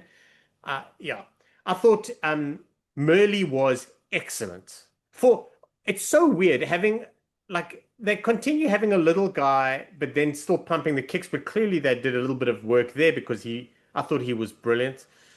That loose trio, it's good in hindsight or in isolation, should I say? But I think losing Curry and not having the Curry or the Underhill come off the bench was probably a problem. Not that Borthwick would have used him because, yeah. Roebuck, a bit of issues there. Freeman, the question about him playing 13, there's a lot going on there as well. Still, Thala, you said it. I still think that he should play wing and then he can come in and play 13 later on in the game if you need or something. Yeah, it's just It's weird. Like there were guys that played well. Jamie George had a good game. Jamie George was forced to stay on because Itoja got a yellow card. So the thinking behind it is that they needed the captaincy and the leadership. So they kept George on. So they didn't play Kandiki, who subsequently you kind of like, well, do they not Well, want to wait, play wait. him? Sorry, Sean, but it's not like Luke Cowan-Dickey's a debutant. He's 32. He's a two-time Lions test No, player. Like, it's not like there's no leadership he has there. but Tyler, do you really want Cohen Dick on the field chopping people's knees again? Like, I do we? mean, yes, fair, but like I I get it, but I also am just like, how is your leadership thing basically Itoje, George, Ford, George, comma, Ford, and Genge? And now if none of them are on the field, these players will have no supervision. They're gonna be like toddlers like in a play park. Like Yeah, that's I exactly don't what get it. And especially, it's yeah, exactly especially what because how the game turned in that last 20 minutes. Like, that's when you have to put on LCD and Pollock and Marcus Smith and all that sort of stuff. Sorry, Sean. No, no, please. I want you this like this is what we need. Did you guys So think that's the thing. like when Italy was making those subs, did you think like Borthwick and the guys were like, hey, maybe we should try some guys as well? Maybe let's put our guys on. But like it's their turn for the next 20 minutes to play with their subs, and it's our then we lost the toss, and we can only use our subs in the last 10 minutes. Like it doesn't work like that. Like Preseason chuckers. yeah, it's like the stage. I was like, are we not gonna put our guys on? But that's like the weird thing. I tell you, hit the nail on the head. Like if going like, if George stays on the flat, I'll be like, then like, but what's the point again? If it's 5-3, whatever, but like, what's the point of having six forwards then?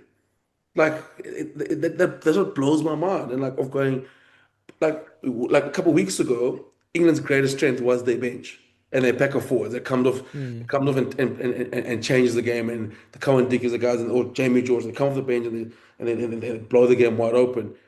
How have we gone from that to yeah, we're just not gonna play anyone? Like we're just not gonna put it on the field. The second best bench you could ever have in the history of the game when you have two forwards that have been yellow carded is a 6-2, Yeah. which is only followed by 7-1. But then he still didn't use it. And the LCD thing, 100% right. Then the conversation is like, oh, they don't trust him. They don't trust his darts. Well, then he shouldn't be playing. If you're playing Test match rugby for England, you've got options. It's not like you only have three hookers of value. You have options. So there's that. Not playing Marcus Smith longer, who is a leader but also a game changer. Henry Pollock, love him or hate him, he makes a difference on the field. Like no one can deny that. Like when people are complaining about a player, about how many times he looks at the big screen, then they're worried about him. It's not because he's a shit player. You know what I mean? Like Jack van Portfield came on, but Cowan Dickey, 5 minutes. Chandler Cunningham South, 5 minutes. Henry Pollock, 7 minutes. Marcus Smith, 7 minutes. Chandler Cunningham South, another one. A guy that has been put in a position by the coach who has said that I want him to play at 8. He can play at 4. He then played well at 8 for Quins. You kind of like put him in that space and said, we believe, and then you don't go and it doesn't deliver. Like, it's so weird. I think this whole thing unraveled with the backline and the knee-jerk reaction to select this backline with the lack of direction and the lack of perhaps planning. I don't know. Yeah, it's wild. It's absolutely wild. And the biggest team selection that Steve Borthwick's ever going to make is going to be this one But coming again, up. but it's like but this is my problem with this, like you say that Shoki is, but to what end? Because is he picking a side to just save my job, or is it a side like? Because my thing is now with England, they leaving with I don't know what their starting backline is now going to the Nations Cup and going the rest of the year. I don't know who's their 10. I don't know who's their 9. 12 it should be 12. Yeah, I mean Dingle was there, and then like Tom Rubak was actually, I mean he was industrial. I mean you showed a massive effort. 15 is a daily, is sure. I mean, it probably seems like Forpang is doing a Jasper Visa and his value is adding by not playing any rugby. Um, But like, there's just so many questions, and then they force like, what's the point for me of picking Chanaka himself, for example, and he's just not getting on the field, like all these things where you're like I just it doesn't make it. These things are brain dead to me. Like you got Henry Pollock who's there, like it doesn't get on the field, doesn't get on the park. Like he gets on the field, but he play, but like what's like that's my thing now. Like, what's the knee jerk reaction this week? Because it'll be the what, third or fourth straight knee jerk reaction. So I don't know. I don't know. So I don't know what it's going to do. So I yeah. the thing is that I think is so frustrating is it's not like it, it's the game was so close, but England was still in the lead with 20, 10 minutes to play. 20 minutes from 20 minutes on, by the looks of, sorry, I'm busy looking on another screen here. So 20 Mhm. minutes on, they were in the lead and like still for a while, it was a bit tight, but there was a distinct period. I can't remember the minutes, but there was a distinct moment in that second half. It was about a 5 minute block where Italy were penalized twice, maybe three times, where Italy were their defense was breached. They were there to be taken. That was that moment where you're like, we've got you. And they didn't have the legs to do it, they didn't recognize it. And I'm talking about England here. They weren't able to recognize and execute, whether it was the coaches bringing players off the bench, because those players come off the bench and they have communication with the other team. Like, guys, this is what we need to do. This is where that gap is. We need to just make sure that we focus on this guy because he's a bit sluggish around the ruck. Stuff like that. There's communication. There was an opportunity there. That's what I think is the biggest concern, was that there was a very clear opportunity there. An opportunity so big that I believe that there was points. There were points there for England. Whether it was 3 or 5 or 7, I don't know. There were points there. And those points would have mattered at that time because it would have given them enough of a lead that Italy would have to start scrambling. Italy Yeah. didn't have to scramble. They didn't have to go wide and play outside of themselves to win the game. They needed to play to get a penalty, to score a try, to do something. Like, they weren't under pressure. They were like, we've got this. If you're two scores down, you've got to work for it. If you're one score down, you game plan it 9 times out of 10. Yeah. So actually that's a very good point, Sean. And that's what I want to come with is it was 10-8. I mean 18-10 to England. Nicotero got the yellow card at the 53rd minute. You are fully on top. Italy sort of just had a really sort of poor, I think, first few minutes of like the second half. Like, this is the time for you to sort of put the foot on the throat, like Scotland did pretty much. Put the foot on the throat, kill this game off. Like, I tweeted or I posted at that time being like, oh, Italy has to wait another year for this because it just felt like, okay, this is now where England come in. So number one, this would be a great time to now bring in your bench. This would have been the LCD, Rod, Pollock, Chesum, Van Poorvliet, like those five, I think should have come on. You don't trust Trevor Davison? I completely understand that. He's probably what, your fifth choice tight head, whatever. But I think pretty much all the other forwards should have come on then. And then you have a lot of like new legs to try and sort of take advantage of this 10-minute period. You probably would have subbed off Underhill, who then gets yellow carded, which maybe avoids that potential yellow card, possibly. I mean, obviously, who knows? But then your first substitute happens in the 59th minute. That's quite late in international rugby these days. Like, your first sub needs to be happening like probably before 15 minutes these days. So their And it was, first, I'm sorry, and his first sub was Jack van Poortvliet for Spencer, who I didn't see him lagging, but no, I no, could no. be wrong. But like, it was a substitute that didn't necessarily have to be made. However, I can understand making that substitute if you want to pick up the impetus of the game, but then you've given him no one else. So it's him alone. Yeah.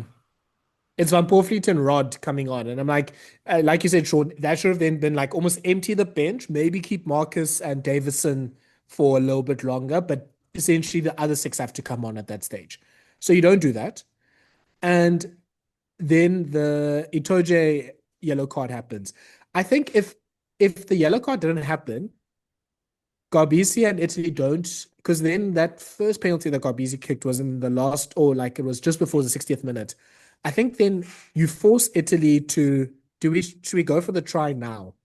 And you kind of force them into that like game theory, like 7-3 type of thing. But then Italy's like, oh, it's 14-14. We can go and accumulate. Then Itoje does the stupid thing. And it's so unfortunate what's happened with Mauro because he was having a really, really good second half. Like he got those 3 turnovers there and he got the 2 dominant tackles there. And I think he was like when the game was almost going into the balance, he was the one like helping England to stop the Italian momentum. And I kind of get what he was doing with the yellow card offense, but obviously it was just wrong place, wrong time, wrong execution. It's a clear yellow. And I know he's getting a lot of like abuse or grief for it, but he was also like probably the best player for them. But yeah, like these are the things that happen now when you're an under pressure team and you kind of feel like you have to snatch something like you love saying, Shaun, is you have to snatch at like these opportunities. And pretty much then half your bench only comes on at the 75th minute after the Menoncello or the Marin score. It's too late then. Like, what are you expecting Cunningham South at all to do? I was shocked that Marcus Smith was coming on for Elliot Daly. I was like, no, put him on for Finn. Like, is Marcus Smith never going to play 10 again for England? Like, I feel like Borthwick has pretty much communicated that with a lot of his selections the last few months. Ben Earl is still carrying double of any other forward. I know he plays 80 minutes, but that's also not sustainable. Like you would have thought Cunningham South could have come maybe then at the like 60th minute to at least sort of share that load with him. That wasn't happening. Underhill looks tired, man. Like he was the one sort of burnt easily by Menoncello in that try. Like he's just not doing Underhill things right now. I think to an extent you can probably say the same thing about Curry. Like he's not at like Lions level like he was obviously a few months ago, but obviously he's also been injured. Like so you're not getting that impact from them. Like Cole, I mean, what not Cole's Genge like is also not quite sort of working around the park. And then obviously the backline is just a mess. But the funny thing was, if Daly was playing last week against Ireland, when you try and throw the ball around, that would have made a lot more sense because Daly could have helped forward. Now you're playing the 40 kicks in a game plan. You probably should have Stewart in that game instead of having Elliot Daly, but Elliot Daly helped with the kicking, to be fair to him. It's so confusing. Like I said, tactics, game plan, and game management just all don't match. And it just puts England under more and more pressure, under more sort of like panic. The only positive for England for me was at least they went back to their base game plan, I think. This is the way they need to play and approach games because what was the good thing about that 12 win sort of streak was they became very hard to beat. And you at least give yourself a chance the last 20 minutes if you play like that. When they were trying to be, I don't know, like prime Scotland or prime France against Ireland, that did not work. So this is the way to play. I don't like Kooks made the point. I don't know why he went away from that in Twickenham. So yeah, I don't know what happens this weekend because I don't want to be playing France now. Like I was just seeing a few of the headlines from like Midi Olympique.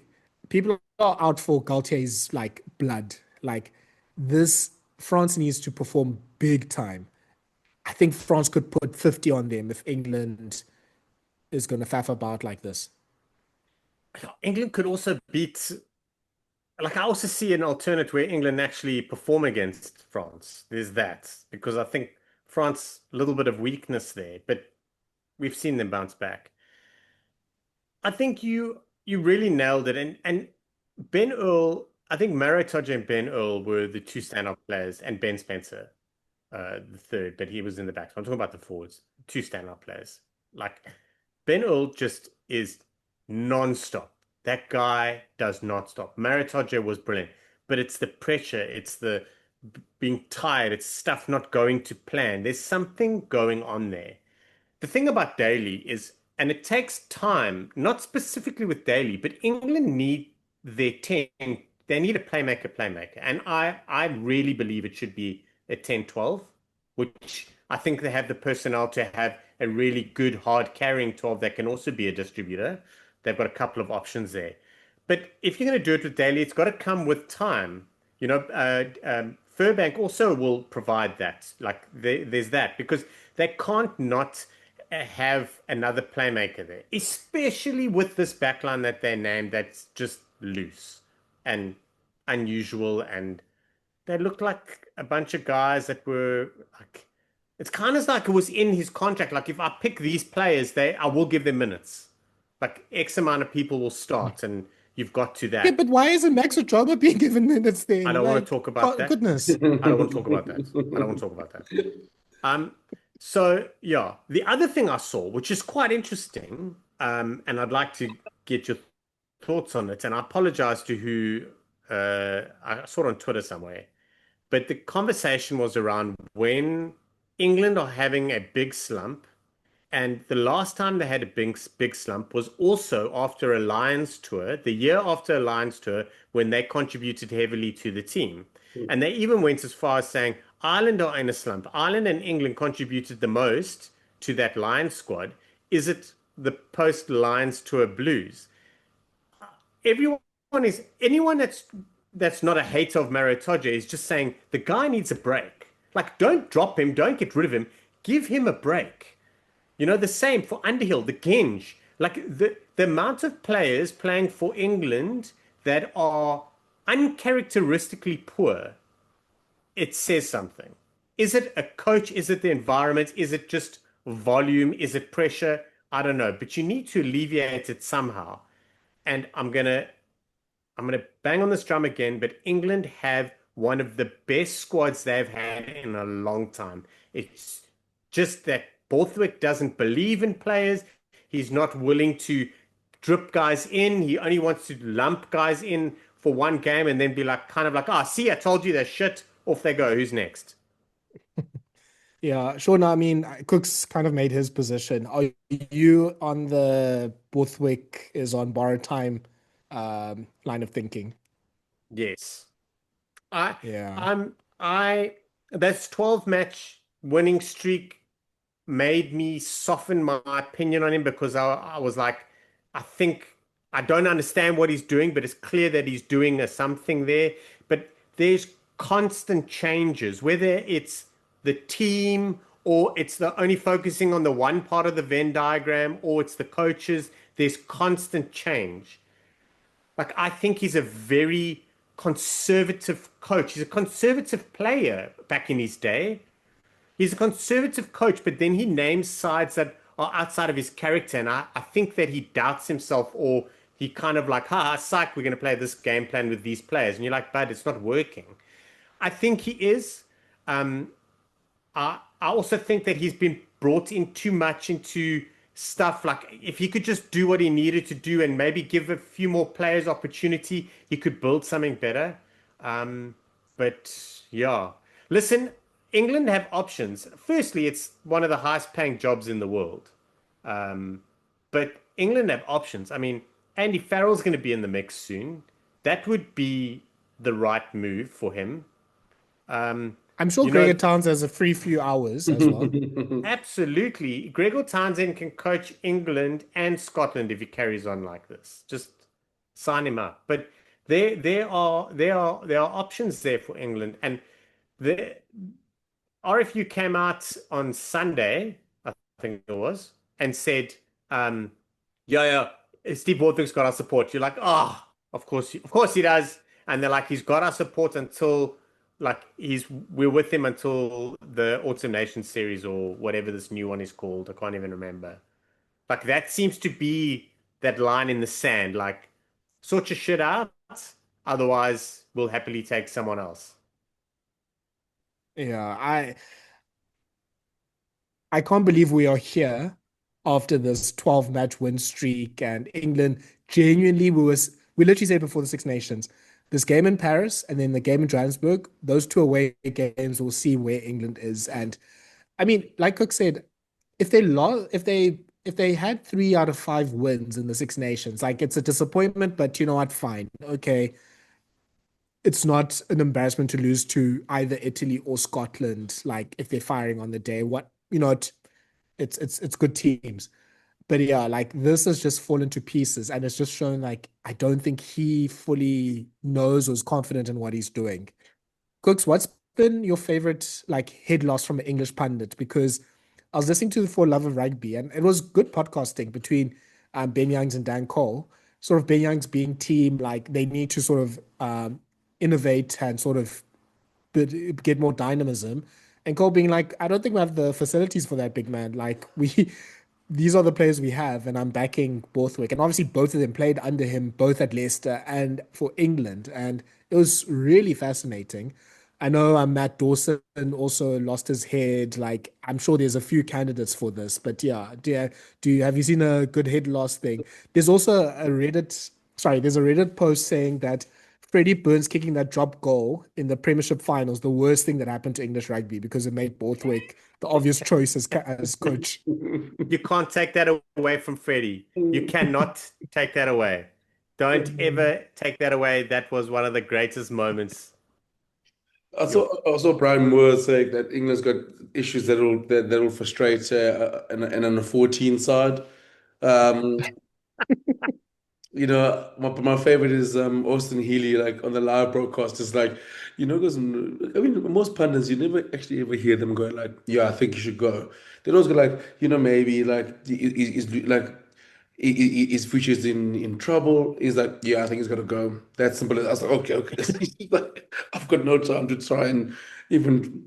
Oh no, it's been a proper head loss for that term, but I do enjoy a good English head loss because it is funny, like the Borthwick thing, because he's basically it's like his success comes in runs. Yeah, that I mean, going into the World Cup, England were terrible.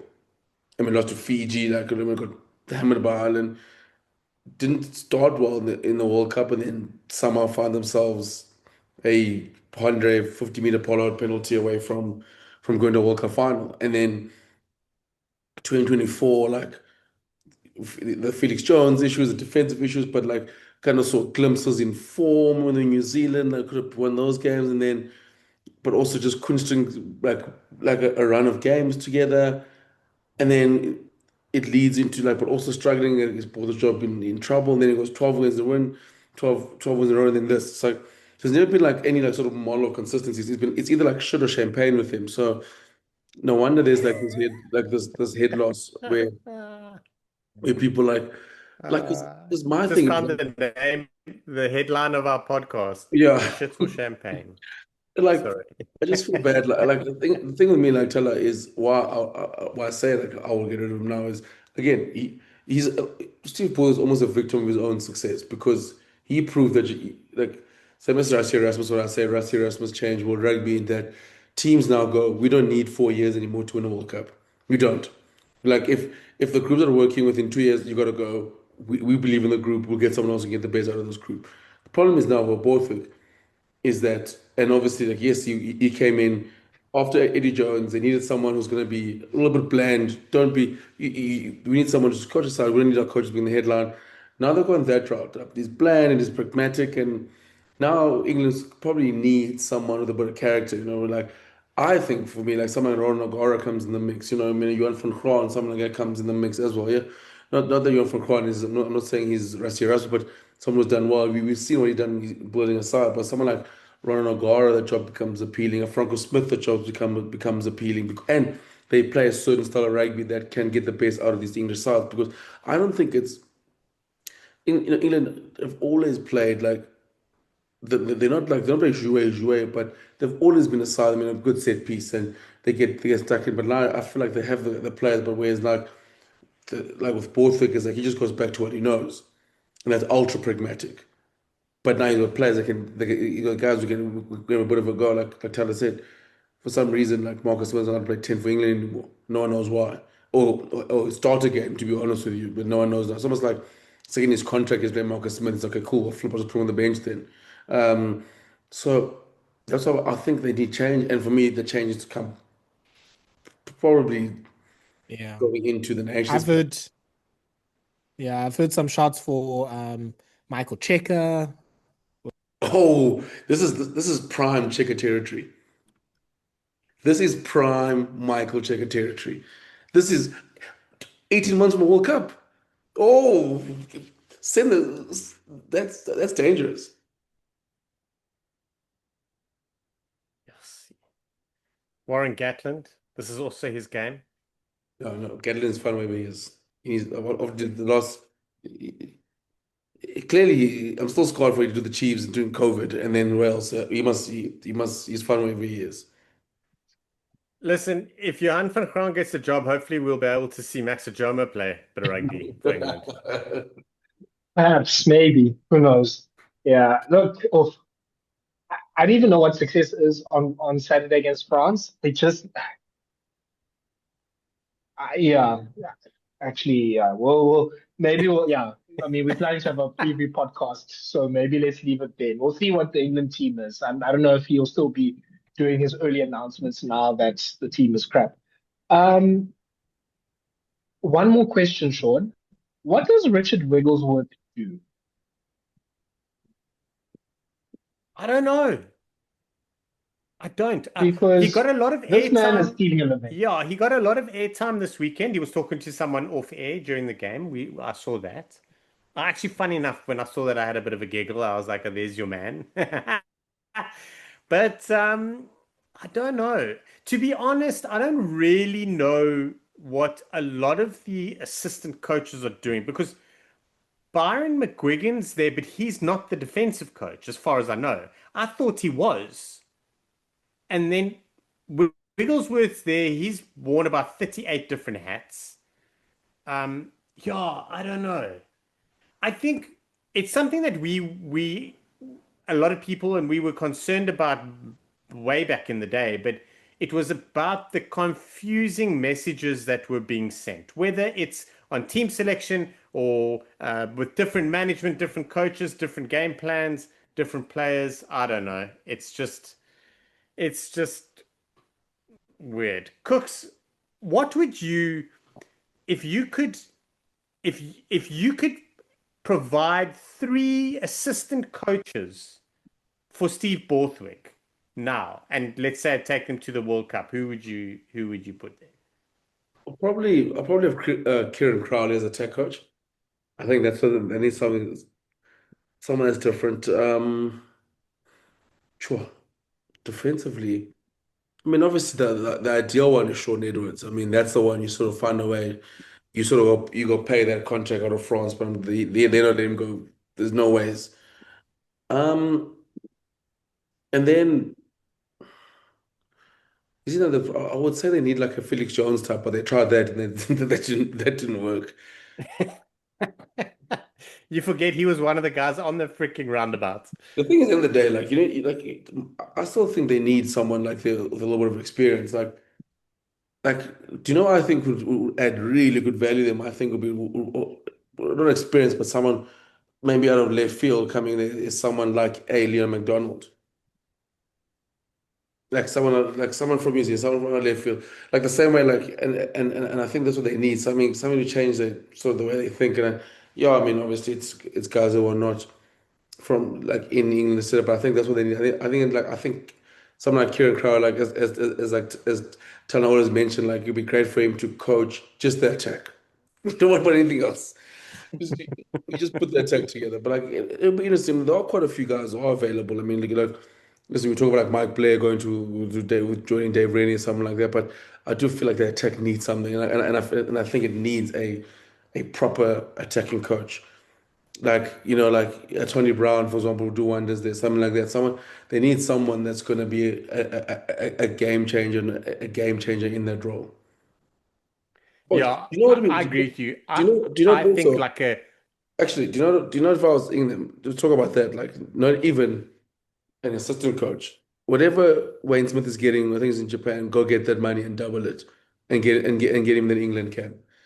That's someone who knows how to yeah. sort of cult out. Or I mean, Joe Schmidt, for example, like he's in the same boat. But like, go to Wayne Smith and be like, "But what do you need? How much money you need? We need you. We need you in the setup for. We need 18 months from you. Yes, we'll make you the most. the most expensive consultant slash assistant coach you ever. So I don't think Winston wants to be a head coach. He can sort of be a director of coaching or like get him in that mix. I think he would be brilliant. Yeah. Yeah, who I was going to mention was like a Laurie Fisher. You're 100% right. Like that's the kind of you need someone to come in there that's got a lot of experience that doesn't want to be head coach, but is going to offer something that brings in all these elements, but be a bit of a hard ass himself and just drive the team forward. I I think Rusty Rasmus has a price. I'm just going to leave it there. Let's talk Ireland versus Wales. Cooks, I think only one place to start there is Rhys Carré's try. Yeah, I mean Discuss. that is top five, top three top tries of all time. I mean that was brilliant, and I mean like ooh, show and go, but a pace show on the outside. I mean that's every prop's dream. Ball in two hands. I mean like you can't. It does not get better than that. I mean it gets them back in the game, going into halftime.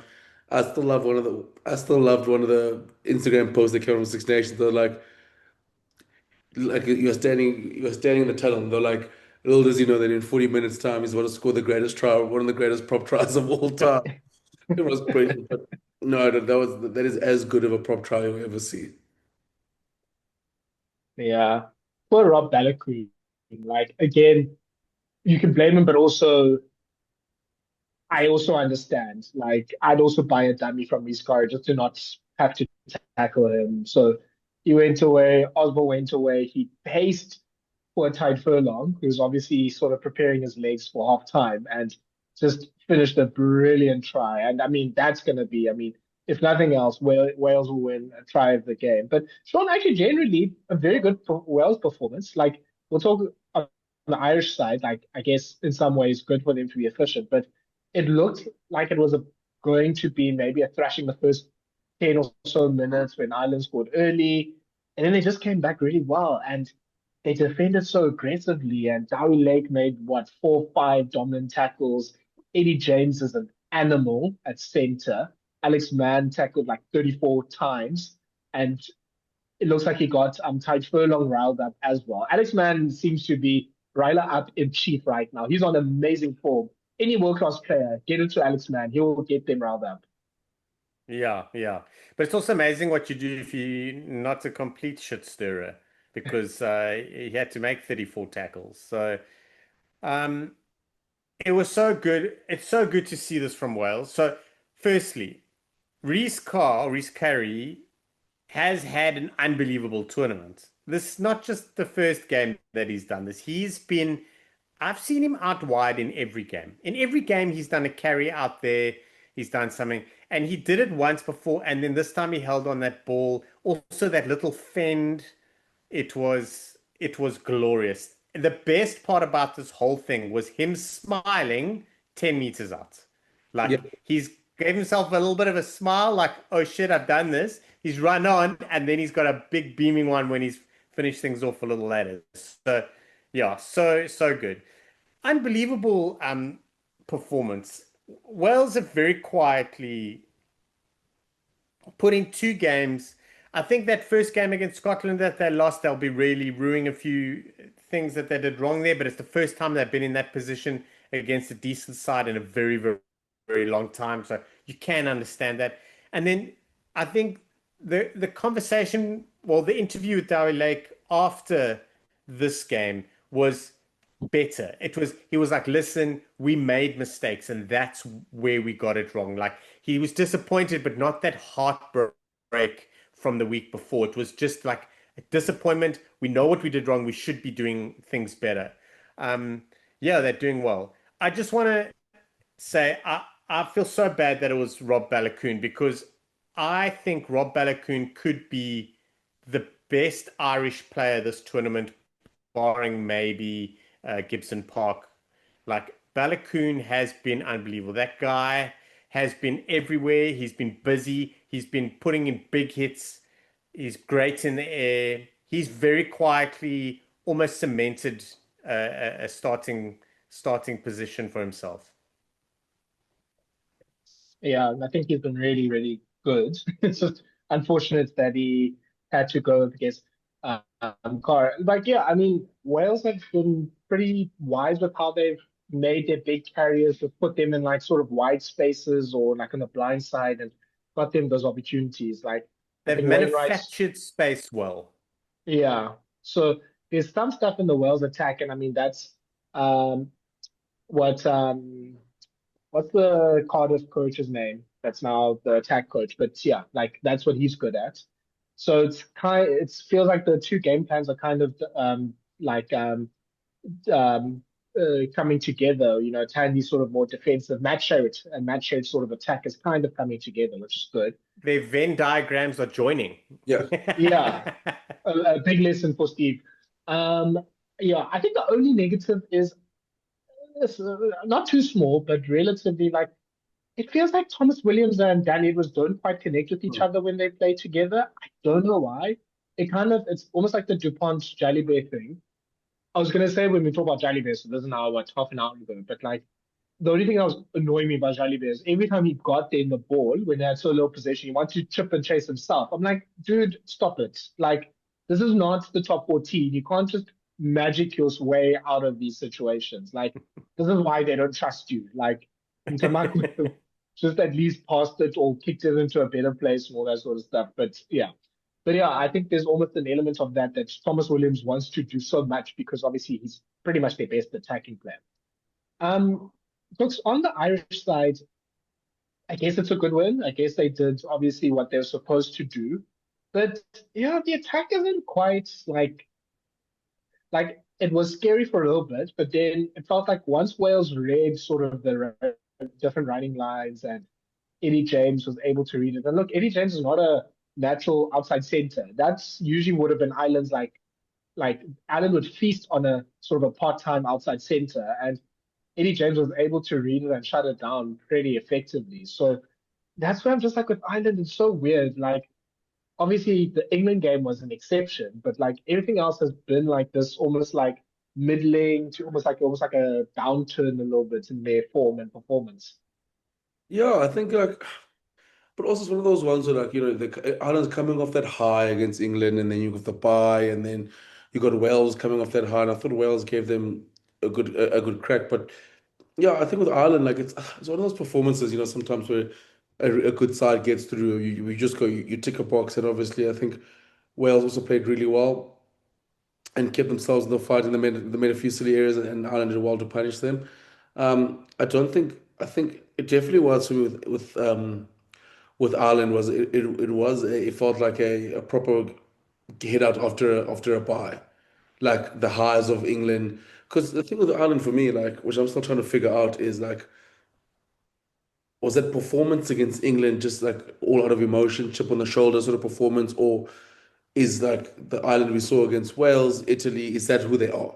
And but they're still good enough for the experienced guys to come up and sort of hit that level they hit against Ireland, against England. So I think that for me this weekend that kind of answers that question when it comes to Ireland, because yeah, I mean it's a workmanlike performance, a performance that we've seen them do before, but I still am not convinced as to what are they, because I've seen the lows of against France. You saw against Italy where they should have lost, and then obviously then you see them at the absolute peak against England, and then you see them against Wales where it's a workmanlike performance, and you sort of you get the job done, and it's one of those ones like I'm sure Andy Farrell on Friday night will be slightly frustrated, but I think when you get to the Monday and you see the other two results, you go, you know what, we'll take those points.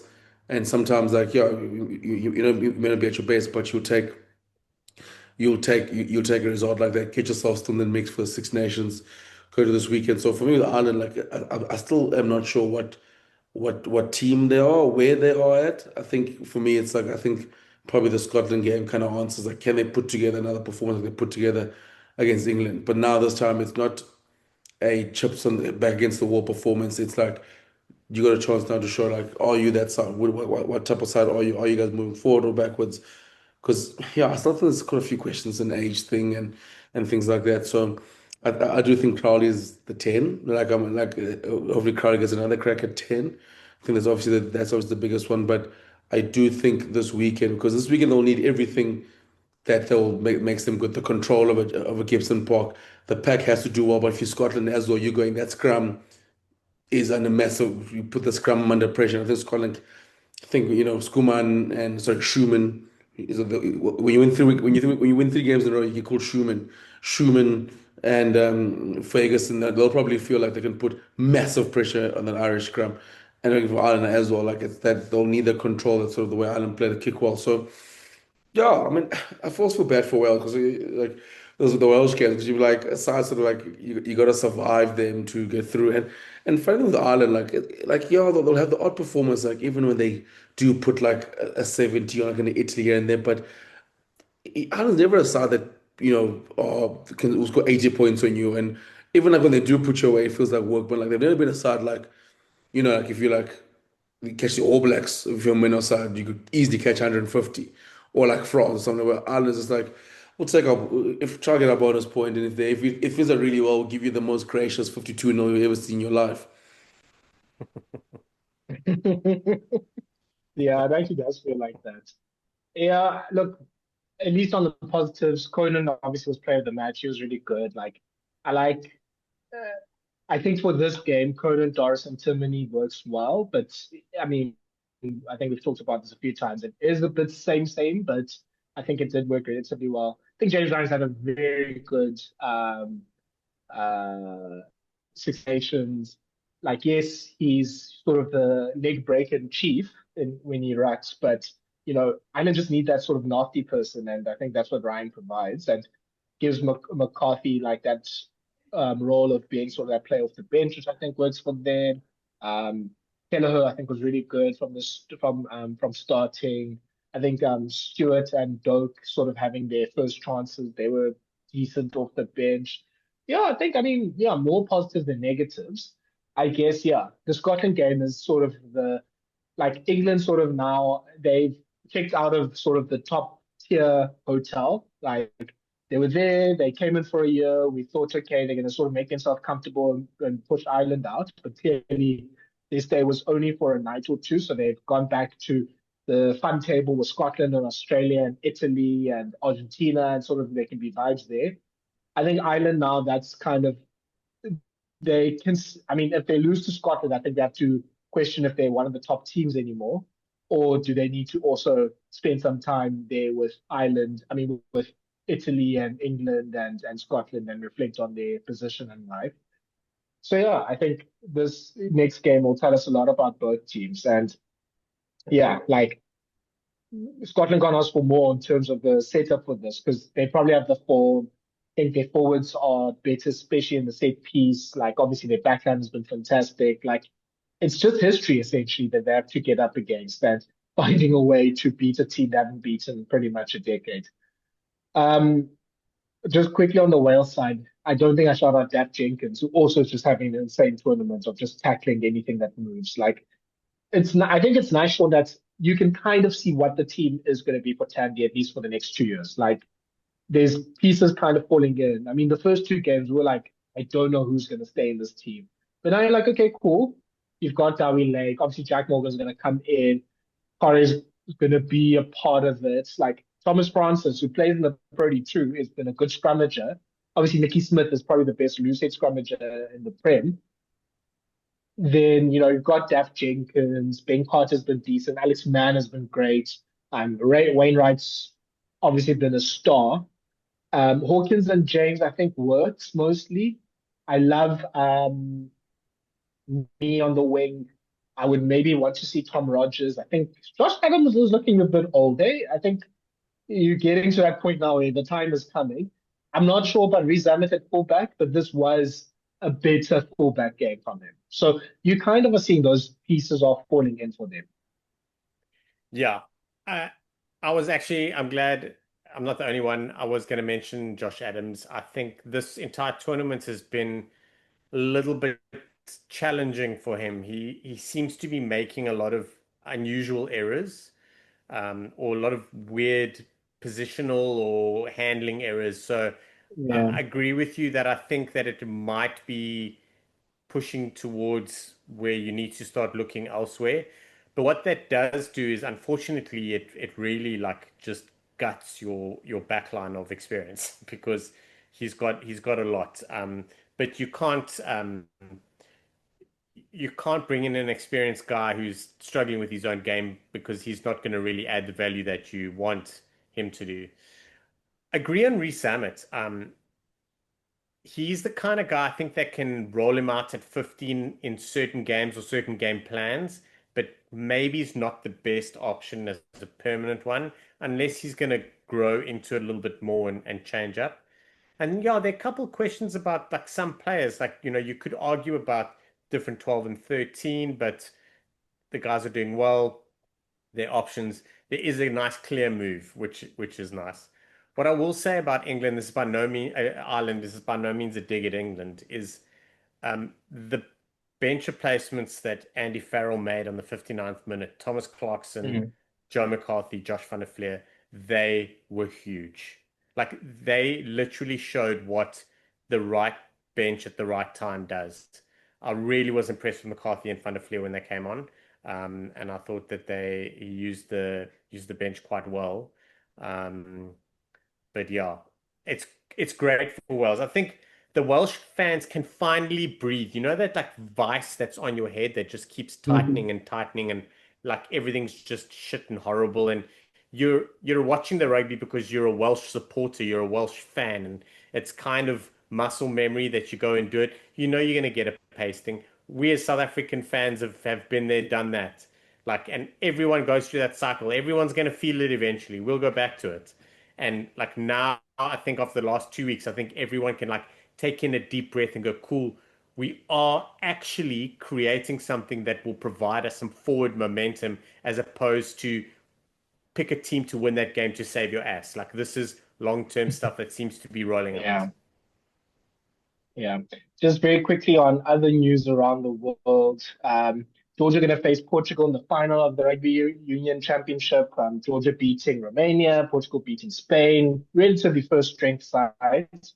I think Germany's in trouble of being relegated with the Netherlands. They lost their game to Switzerland, so I can't remember how it works, but yeah, that's going to be something to watch out for. So this weekend is going to be the placing games for the Rugby Union Championship. Leicester facing Exeter in the Premiership Rugby Cup. I think that's the final, if I'm not mistaken, Sean. So yeah, that's obviously sort of like the second string. So that's a good sign, I think, for Leicester, for both teams, just being like, okay, this is what's coming up for us. Just a very quick thing on Blitzbox and the Black Ferns also winning the sevens. So Blitzbox, yeah, people are talking about it as probably the strongest Blitzbox team in a while. So that's good stuff. I didn't watch, so I can't say too much. Back-to-back wins, one in Cape Town and then in Vancouver, back-to-back. We're flying at the moment. And we beat New Zealand on the way, which we needed. And we played Spain in the final. To be fair, like it's only we'll get to the Black Ferns one day, but I mean otherwise, I mean we always beat New Zealand, the 20s, All Blacks. It's what we do. Just in case Ben Smith is listening. I mean, we always beat New Zealand. Ben Smith was taking swings at India cricket. Yeah, he was there. Oh. That's just other fun. There's still nothing funnier than last year when SA fans were giving Ben Smith the former fullbacks digs. They explained like that's not me, please. Those are the greatest. Those are the greatest. Also, just poor Ben Smith, All Black legends, just catching strays for no reason. Yeah, fighting SA Rugby Twitter and then ending cricket Twitter. You're a brave man. Sure. Yeah, and then very quick thing on the Super Rugby. I saw headlines from podcasts saying, is Australia Rugby back? Can they win Super Rugby? Because they're two unbeaten teams, the Brumbies and the Waratahs. Brumbies then proceed to lose 31-34 to the Reds. I kind of watched a bit of the Waratahs game and had to turn it off when Hurricanes got 50 on them at home. So, yeah, are we going to do the same thing with Super Rugby, Yes. where Brumbies going to somehow call to a semi-final and lose to the Blues? Yes, and then Okay, cool. I don't want you. I don't every time Super Rugby like the articles write themselves because now it's March, so Australia starts doing well, so Australian rugby is at all-time high. Then around April, it's going to be we've never needed the South African sides at all. and then when the Crusaders stink this year, but then like the Blues will win it. Like we've seen, we're gonna have a situation: three New Zealand sides in the semi, and Australian side. Like we've seen this movie, and that's what the Super Rugby movie is. Like and then we'll move on to the next week, on the next season. Yeah. You lied to me, Australia, once again. Brumbies, just once, guys. I've been saying Brumbies going to win the Super Rugby for like 5 years now, and I'm not going to come good on this investment. The thing is that Yeah. I saw Super Rugby is they're doing like I think it's the 30-year anniversary, yeah, 30th Yes. anniversary of since Super Rugby started, and obviously I saw Victor Matfield was one of the teams. They need to stop. They can't count Super Rugby titles after 2020 if you're going to put the South African sides in. Because you can't now go, no, Victor Matfield is not going to make it because this guy is a 15-time Super Rugby champion. Like, well, they're playing against each other. Like, we need to stop this flipping travesty. I said last time, but this was happening now. Now, the Brumbies have got their own titles because they've won against themselves. I mean, the Sharks have also, I mean, the Stormers, the Stormers, the Bulls have got four Super Rugby titles now because they won Super Rugby Unlocked. You can't count a Super Rugby title that has the Griquas playing in it. That's impossible. It is impossible. I refuse to believe that. Then, like, I like the Crusaders. I'm a Crusaders fan. And they keep going like, oh, we won 8 in a row. No, you haven't. You're playing, four of them was basically Super Rugby Aotearoa, so you're playing the Currie Cup. And then like and then basically now you kind of this one you're playing against. You can't count Super Rugby titles when you're playing against Moana Pacifica and Fiji and Drua. You cannot. You can't. It has to start from scratch. Because now we're having these GOAT debates, which I'm excited for because it's basically like a streets. It's the ultimate streets that ever get debate, like talking about the greatest Super Rugby 15. It's an amazing debate. But they're putting guys in there because they're saying like guys are going to go there and we put up there because they've won Super Rugby titles last year or the year before. Do you know what I mean? Like that. This is the problem. This is the problem. Like you can't count Super Rugby titles. Super Rugby ended 2020. What's happening now is just Better Cup for domestic. That's what it's called. Better Cup domestic. That's and Fiji and Drew guys are giving. There's guys on that team making it because they've got 64 Super Rugby titles, and it's not fair. It's not fair for our guys. Listen, Thala, you see Zach Lomax signed by Western Force. Yeah, I saw that. So that rugby league guy that I knew nothing about. Yeah. So now Yes. he's going to Union. He'll play against the Hurricanes, it looks like, which is in 2 weeks. And Oh, then I wow. just saw something now. They said they're targeting midfield or wing, which would have been my default And guess. if you leave the NRL to go to Super Rugby, you have to have a Wallaby cap. It's in the contract. You have to play for the Wallabies. You have to. Yeah. He's playing for the Wallabies. He'll figure out rugby. They didn't steal him though. They didn't steal him, so he might have to work harder for this than anyone else You who's probably just you'll been miss drafted Nations in. Cup. Yeah, Because you'll miss.